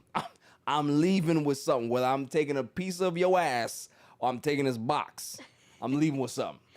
But yeah, he definitely knew what the hell he was doing, putting the Black Ranger in the black suit and the Asian girl in the yellow suit. He knew What that. about like the pink one though too? Does that count? No. It's like being like a girl in the pink. Nah, he knew. He's like, oh, Asian. Right here. This one yellow. That's crazy though. Yeah, it's wild racist. But we accepted it though. We accepted it because the show was fire. We didn't care. Nothing like it, bro. We didn't care, son. There's never been a show like it since or before. It's fire. And nobody knew they were Power Rangers. Right. Motherfuckers hung out together the whole time, wore the colors. Nobody knew. It's great. Word. That's the thing that didn't give it away, right? Dead giveaway. They all wearing their colors in Angel Grove. Zach always wearing black. Trina always wearing yellow. Jason always in red. Then you have Tommy with his miserable, goofy ass over there wearing green. But nobody figured it out. The only ones that tried to figure it out was Bulk and Skull. They was like, we know something's going on here. We know something's going on. They were like fucking stoners and like druggies, so it didn't matter. Yeah. Nobody believed them. You know who was the wild racist that people never talked about? Zordon. Zordon was a racist. He was. Because if you notice, he never called Zach to the Jumbotron to talk to him. It was always Jason. It was always Tommy, Kimberly. He ain't never said, yo, Zach, let me ride with you for a little bit, bro. Like, yo, you gonna have to help these dudes and make sure you... He never. do me a favor. Tell your friend. He said, could you talk to the black one over there and tell him that we need his assistance. I'm right here, Zordon. You want to talk? Could you talk to him, please? It's nasty work. There's a lot of races going on back then, but as kids, we didn't care. We didn't care. Just give us our toys, give us our Zords, and give us our Power Rangers. We don't give a damn. But 30 years later, some foul stuff going on. We get it. So, yeah, that is my irrelevant news of the week. You got to be kidding me. I mean, how do you That was a good watch one. the? I mean, yeah, they stink. Before I get into Mets news, what the hell's going on with Ja Morant? Like this new grenade celebration that he's doing. What is it? Like pins the grenade, throws it in the crowd, and then puts his hands over his ears. Too much GTA. Like, what's wrong with him? GTA. Or maybe he has PTSD and he's really from these streets, bro. I believe he is from the street, but you can't be that when you playing ball. Can't change who the man is, bro. Yeah, you can when you're getting that type of money. The NBA right now can say, yo, bro, you're done. What you gonna do? Be Delonte West. Come on, son. Delonte, I don't want to see that. Just saying. I don't want to see You that. live in these streets, you either die in these streets or you get consumed in these streets. It's crazy. So that fall from grace is a long fall. Yeah. Mets news. Mets are 8-4 in the season.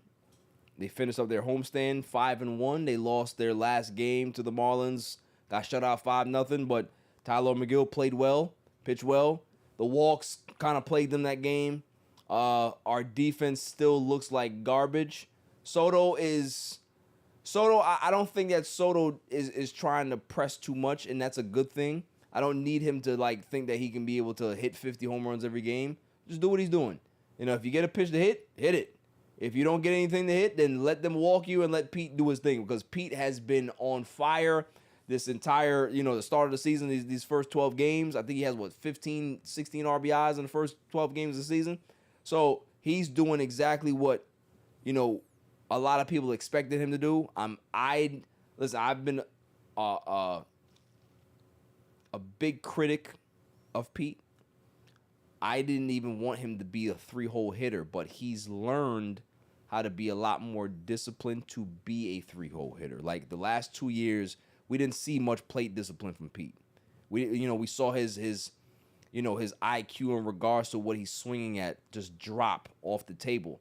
We see that come back now. He's spraying the ball to all fields. He's getting doubles. He's not trying to hit everything out of the park. I like what I'm seeing from Pete. I'm hoping that it continues. The pitching staff has been really, really good. I love what I'm seeing out of what's his name? Clay Holmes. Clay Holmes looks good. He had 10 strikeouts the other day. Still has the walk problem, but the stuff is great. Max Kranick, everybody, Brazaban, even Edwin Diaz is looking good. I don't like Edwin Diaz when he's not in save situations, because it's just a different mentality for him. So I think Mendy just needs to stop doing that. Just if it's not a safe situation, don't put him in the game. Lindor's starting to heat up a lot. We're gonna get McNeil back at some point. Alvarez is coming back, but all of those things are positives, and I like it.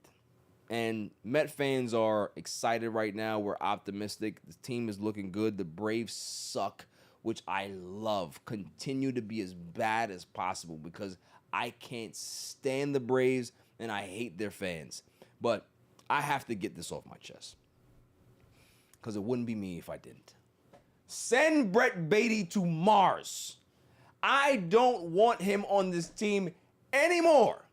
I've said it from last year that he was terrible. I said it in the offseason. He's terrible. And then he started hitting in spring training. Everybody's like, oh, we got to give him a chance. But he has no position. He can't play anywhere. The man threw it in the stands from second base. How? I don't understand. It's like anything like routine. It's just, I don't know what's going on. Nothing's routine.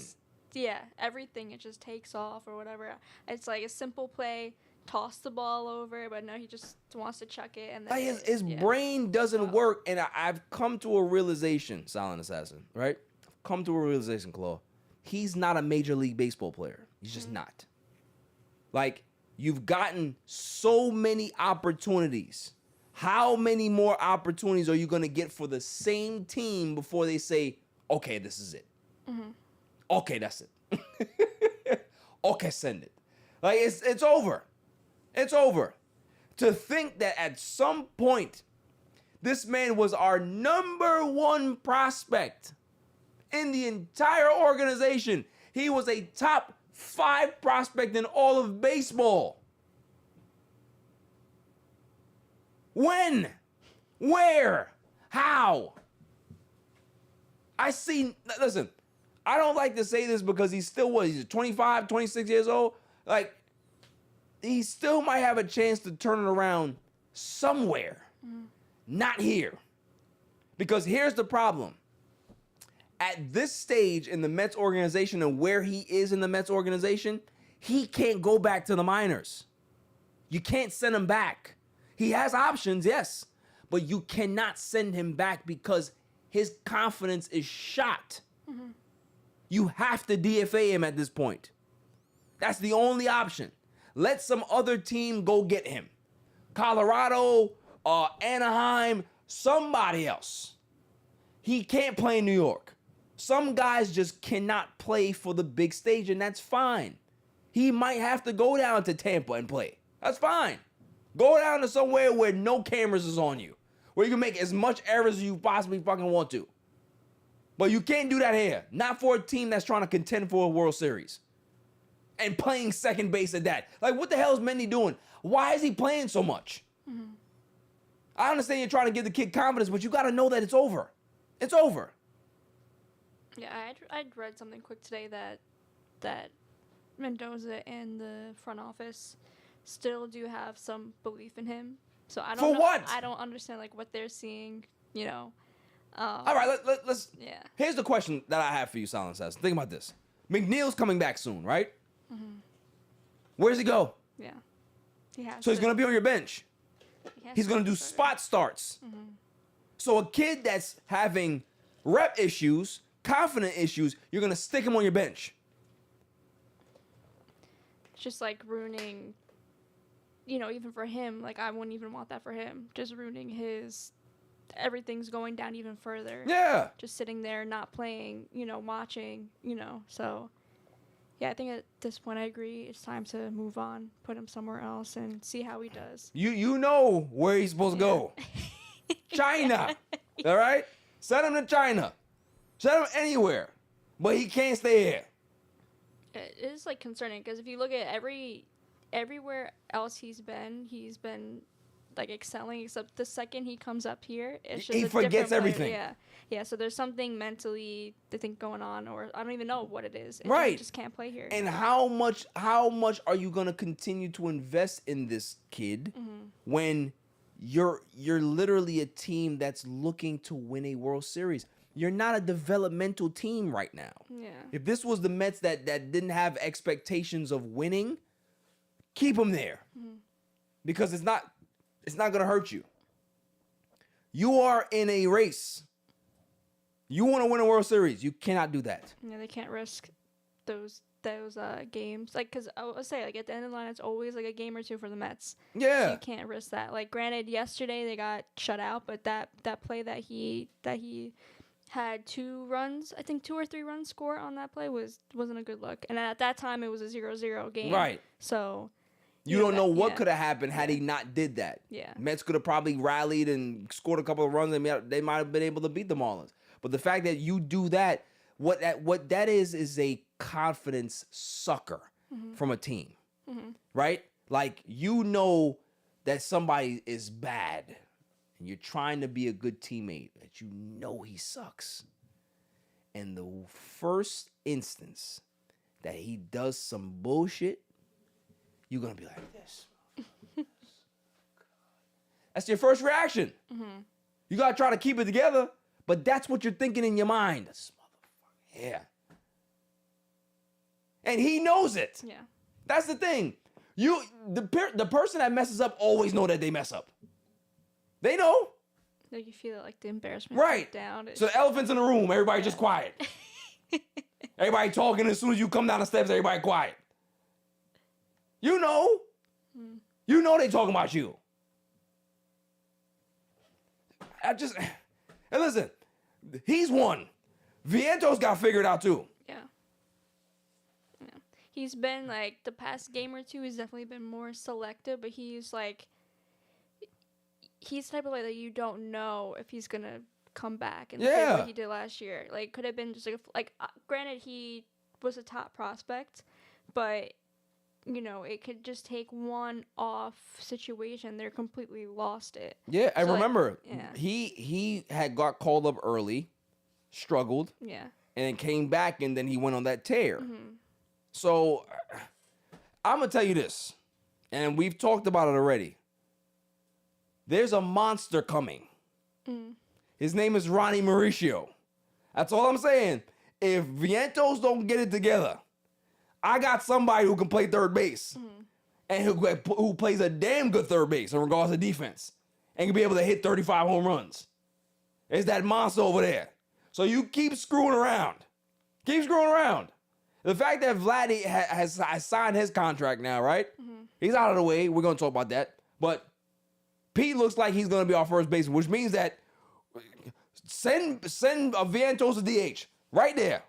I don't want you in the field no more. Mm-hmm. No more. Just hit. Just learn how to hit. Because your fielding is horrible. Yeah. And we can't have you not hitting and having bad fielding and then having Bruno Mars having Bruno Mars over there kicking the ball around the infield. We can't have it. We can't have it. This team is pitched well, although the bats have not woken up fully. We can't have bad infield play. We just can't. No. Especially when you have pitchers that walk a lot. They walk the world. You need to make sure that you have sure defense behind you. You have to. Mm-hmm. China. All right? Send him out. Mets, if you're listening, DFA. That is the next step. If you want to wait a couple more weeks, cool. Wait to see what happens. But if he continues to go on a 1 for 25 slump, DFA is what he needs. No, send him down to no damn minors. And you know what's crazy? They can DFA him, and everybody around the league is like, hey, you know what? We don't want him either. And he'll go right back down to AAA. So maybe that's what I don't know. Keep him there. Some people just stay there for their whole careers. Some people are just career minor leaguers. That's fine. Yeah. That's fine. He can't hit up here. He just can't. Any thoughts? I've been watching every game. Yeah, you have. You've been hitting me up Mets. Yeah. I'm not used to that. I just want to see McNeil come back. That's my guy. The bottom of the lineup, I feel like they can do a little bit better shifting around. Silent Assassin, you hear what's going on here? He's talking baseball with us? Interesting. Do you want me to stop?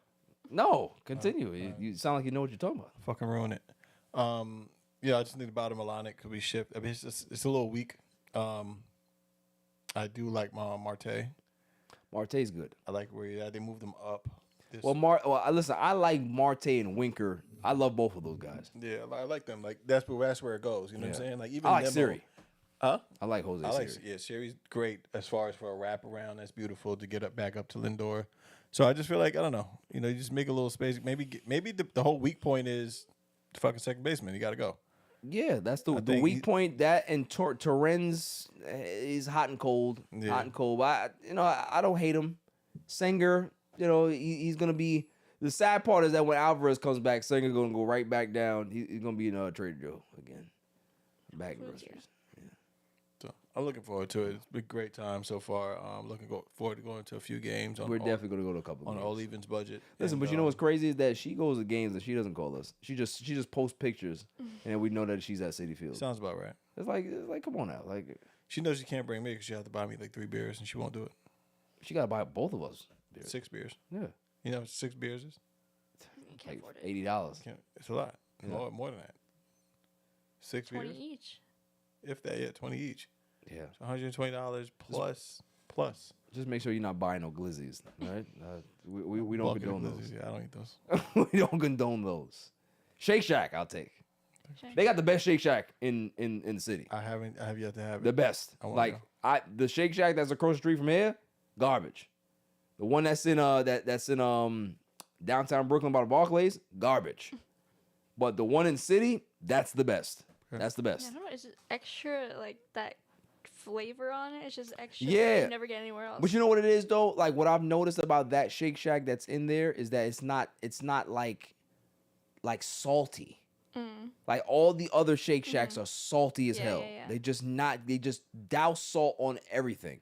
That one in Citi Field, they don't. Yeah. Like the burgers is like, man, you know what? I'm getting hyped. Getting hyped, gotta go. But yeah, they gotta figure things out, man. Like send him to Mars, figure out what the hell's going on with Vientos. You know, we're gonna get Beatty back, we're gonna get Alvarez back, and we'll have Alvarez and Torrens. That's gonna be the backup, and then poor Singer. But listen, I like the kid, man. I think he's worked his ass off to be here, and if he doesn't stick with the Mets, I do believe that some other team is gonna be able to pick him up because he does have the potential to be a backup catcher. He's a major leaguer now. Yeah, he's been You know what I mean? he's made some nice plays. Yeah. He's got some big hits. Yeah. Doubles that were big. Yeah, I like So, him. Yeah, I think he's been doing well for kind of what he's been called up to do. 'Cause Right. Randomly, he was like, okay, now I'm the starting catcher Right. at the moment. So Right. wasn't really expecting that. He's handled his role very well, Yeah. and I do believe that can translate for him to have a good career. I think he's like 26 or 27 right now. So, he's in the prime of his career, and he can be able to really make some money for himself going forward. So I'm rooting for the kid, man. I really am. Thoughts on Vladimir Guerrero Jr.'s $500 million deal, and he got $325 million as a signing bonus. Yeah, I did. On the Mets broadcast, we were talking about that yesterday, and I was like, "That's crazy." Yeah. And then I believe Gary corrected it that Right. it was that as a signing bonus, but it wasn't like a lump sum. It was broken up over the duration I see. So he gets a signing bonus every year plus the salary. plus the salary. Yeah, because Got at it. first, like when it was mentioned, it's like he's getting all that up front, and then the remainder over the 14 years. It's like 175. Yeah. Yeah. But I was kind of surprised because the last I heard that was an offer and he wanted more. So like over 550 it was at one point what he wanted. But good for him. I think it kind of with the Pete situation, I've been seeing people kind of talk about it. Does Pete now maybe do the Mets want to give him an extension now in season, so rather than wait, because if he continues to have a big year, what is he going to ask for? Because he had some comments like, oh, this is like a new this sets a new market for first baseman, so he kind of seemed obviously hyped about that, getting that big seeing that big number for Vladdy. So yeah, it's interesting. Let me tell you something right now. Okay. I just started liking him again. He better cut the nonsense, because you are not 26 years old. Yeah.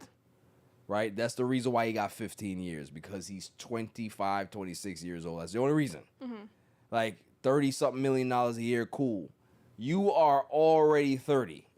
You ain't him. So you got your 30 million this year. I would be comfortable right now if Stearns offered him 3 years, 115. Yeah, I was seeing, there was a clip I seen today, two guys talking about, like, oh, how would you feel they had the offers if they got rid of the opt-out for next year and then gave him an extension of either 3 years for 90 or 4 years for 115 added on to this year and then next year. Yeah. Would Pete be open to that? And people were He like, should be. Yeah, definitely. Yeah, but he ain't getting no more than that. Yeah. That's it. Because that's obviously the big factor is the age difference. Yeah. It's obviously. If gave Pete was Black more 25, money, they'd have locked him up years ago. Yeah. Years ago. Yeah, so it'll be definitely interesting because then he's, I guess, the only like the big market first baseman not signed for an extended period of time. Like everyone else is pretty much locked up. Right. So, but good for Vladdy. Yeah, good for Vladdy. My takes on the Vladdy situation is that, look, I understand, because just think about it from his standpoint. He knows nowhere else. He was born in Canada. He got drafted by the Blue Jays.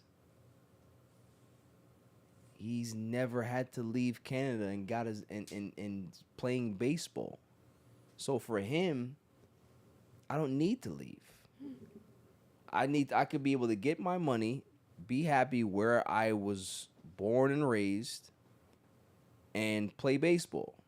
And if things change down the road, then I can be able to find my way out of here. But at least I took this money and I'm gonna be here for, the foreseeable future. So I understand it from his standpoint.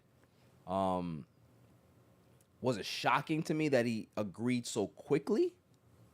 Absolutely, because I remember he set this deadline and he wasn't gonna negotiate during the season. So it's just like, okay, we're gonna go through this entire time and we're gonna have these rumors kick around, but he wanted to stay, just like how Pete wanted to stay with the Mets, and they got things done. So, when you have both parties that want to get something done quickly, it normally happens that way. So, salutes to him. I'm very disappointed because I wanted him to be a Met, but it is what it is. Sometimes the deals that you don't make are the better deals for your team. And who knows if this is a way to tell us that, the stars are aligned and Pete is our guy, right? Mm-hmm. He's supposed to be the guy that's supposed to retire a Met and, do what Mike Piazza didn't do. Do what, Tom Seaver didn't do. Do what so many different guys that were here did not do. So, like I said, very, very, I was sad about it, but I understand it. But I'm now turning my attention. I want Bo Bichette. All right, we know that Bo not staying. He said, look, I understand if Vladdy got 500. I don't care if y'all throw me 9. I'm out. I don't want to be here. I would love to get Bo Bichette. He would fit right in. Mm. Right there at second base. Throw him right there. Because you know where I want to send McNeil. McNeil needs to join Beatty at Mars. McNeil can play, but no, time to go on. We need somebody else. It's just we need another bat. Yeah. That's what we need. We need another bat. We need another big time bat in that lineup. Lindor, you got Soto, you got Alonso. We need somebody else. Could you imagine if we had Fernando Tatis? I love that kid, man. When he hits home runs, there are no doubters. Mm-hmm. I love that guy. Yeah, that'll be interesting, definitely. Yeah. Man. I don't know, maybe one day. One day. Now it's time for the greatest segment on the planet, Dummy of the Week. Dummy, yeah. Every week I go around the room and I ask who is the Dummy of the Week. Claude, do you have one? I have 2, but it's like 1, but it's still 2. So it's a 2 for 1. Yeah. People that are jinxes. Oh yeah. And then the universe for listening to the jinxes and just fucking up my day. I think that's the most. Because the universe has a sense of humor. I know, and no sooner did this person jinx me, I just end up in these fucked up scenarios. Oh, how is your car running fine? Next thing you know, it's somebody swipes the whole shit off, and it's just I'm over it. So if you can hit the Dummy, great. Yeah. You can hit it again for both of them. Yeah, thanks. Dummy, yeah. It's good. Thanks. I agree. And listen, I had your back. I confronted him. Oh, thanks. He wasn't happy about it. It's true though. I told him. I said, don't do that. I said, whatever you. I said, I don't even care if you joking. Just don't do it. Facts are the facts. Yeah. I said, people like you shouldn't say it. You are jinx. You people. And a bad omen. Yeah, I don't want no parts of that shit. Yeah. Those are the people that I'll pray for you. Don't pray for me. I don't want your prayers. I don't want your prayers, bro. Keep your fucking prayers. Yeah, I don't want you to pray for me. Pray to your God. Yeah, not mine. Yeah, I don't want your life. Yeah, I want no parts of you. So, Dummy, yeah. Silence ass, what you got? So there was this video I saw today where this older man, is in court, and the judge is like, okay, let's hear the lawyer or whatever speak, and they pull up a screen, and it says AI lawyer, like talking like mad weird, and like the judge is like, hold up, like what is this? And the man is like, well, that's not a real person. AI generated him. And she's like, enough. Like this is like over. He pulled up with the AI lawyer. So I don't know. Prices are crazy right now. Economy is crazy. Can't afford it. That's next level. I don't even know if I can call this a dummy. I ain't gonna lie, son. That's kind of fire. It is cool, but like to pull up to court thinking it's gonna fly, is like, it's not gonna happen. Yeah, I ain't gonna lie. Like Yeah. you are like 15 years too early. Dummy. You know what I mean? Wasted all your time. You're gonna have to come back, find an actual lawyer. Yo, that's crazy though, because that lawyer would have been spot on. That lawyer would never lose a case. Never lose a case. He have every single law book there. You can't trick me. I know what the law is. That's crazy. I never even thought about that. He did. He did. Yeah. He might not be a dummy. He might be an innovator. He might be Sarah Connor. Like, might be a part of the resistance, yo. I respect that. Like, use it to your advantage. That's using AI as a plus, right? That's a benefit. You're not using it as a detriment to society. That is using it as a tool to be able to get you out of jail. I like that. But Silent Assassin, she nominated him, so Dummy. gotta give it. That's crazy though. I wonder what law is it that he can't use that though? It's not that you can't use it. It's not. It'll create shit that's not pertaining to the thing. It's just Yeah, but how are you as a judge can be able to rule that this is inadmissible to court? There's never been anything like this. Because there's nothing written in the bylaws for that. If it's not pulling from an actual source, it's making up shit. That's how they got caught. It's just making up a fucking story that doesn't exist. Who? The AI. No, it's not. It's pulling from cases. It's not. It's not pulling from cases. It's a weird slippery slope. If I give you the scenario of my story, the AI is going to use my story Correct. with the law books and put that into a pot and create some shit. That's what lawyers do. Right, but it's creating. That's what lawyers do. It's a slippery slope how it does it to where it becomes fictional. That's what lawyers do. Okay. Lawyers make shit up. He's about to malfunction when she started talking about computers. He's a bot. But you understand what I'm saying? Like, that's what the job of a lawyer is, to doctor a story so the fucking jury believes it. That's it. So you should. It's not about guilt or innocence. It's about what I could be able to prove in court. So go defend that guy. I definitely will with the AI bot. We bringing it back. That's a good one. That was real good. I have mine. May I have the drum roll, please? And the winner for Dummy of the Week, the National Championship Security Team. They get my Dummy. Now, after this game between Florida and Houston, my poor my Blue Devils, they lose in the Final Four and don't get there because they choked the game away. But Florida wins the national championship, and at the end of the game, or was it it might have been in the Final Four. One of the games, either the Final Four or the national championship, you had Hakeem the Dream Olajuwon, who is an alumni of the Houston Cougars, right? He went to school there. He's a top 10 greatest player of all time. You know Hakeem's face when you see him. If you're somebody who's a Houston alumni, you know who he is. He tried to get on the court to be with the Houston team and got blocked from security. And he's trying to tell him, yo, I'm Hakeem.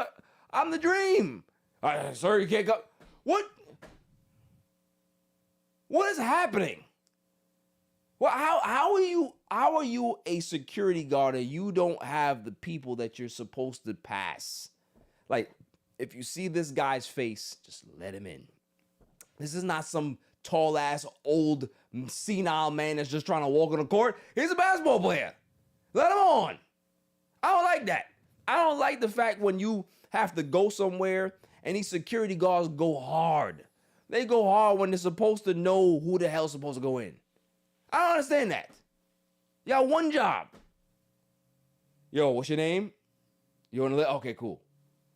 Instead of trying to boss hog me. I was so upset. And he looked so mad. He couldn't even do nothing because you're an old man. You don't want to swing. But come on now. You got to do better. Be better. I don't like security. And I don't like security for main reason for myself personally, because every time I go to security, they card me. Still, to this day. I got gray hair in my bed. I got gray hair in my... And you still card me? How young do I look?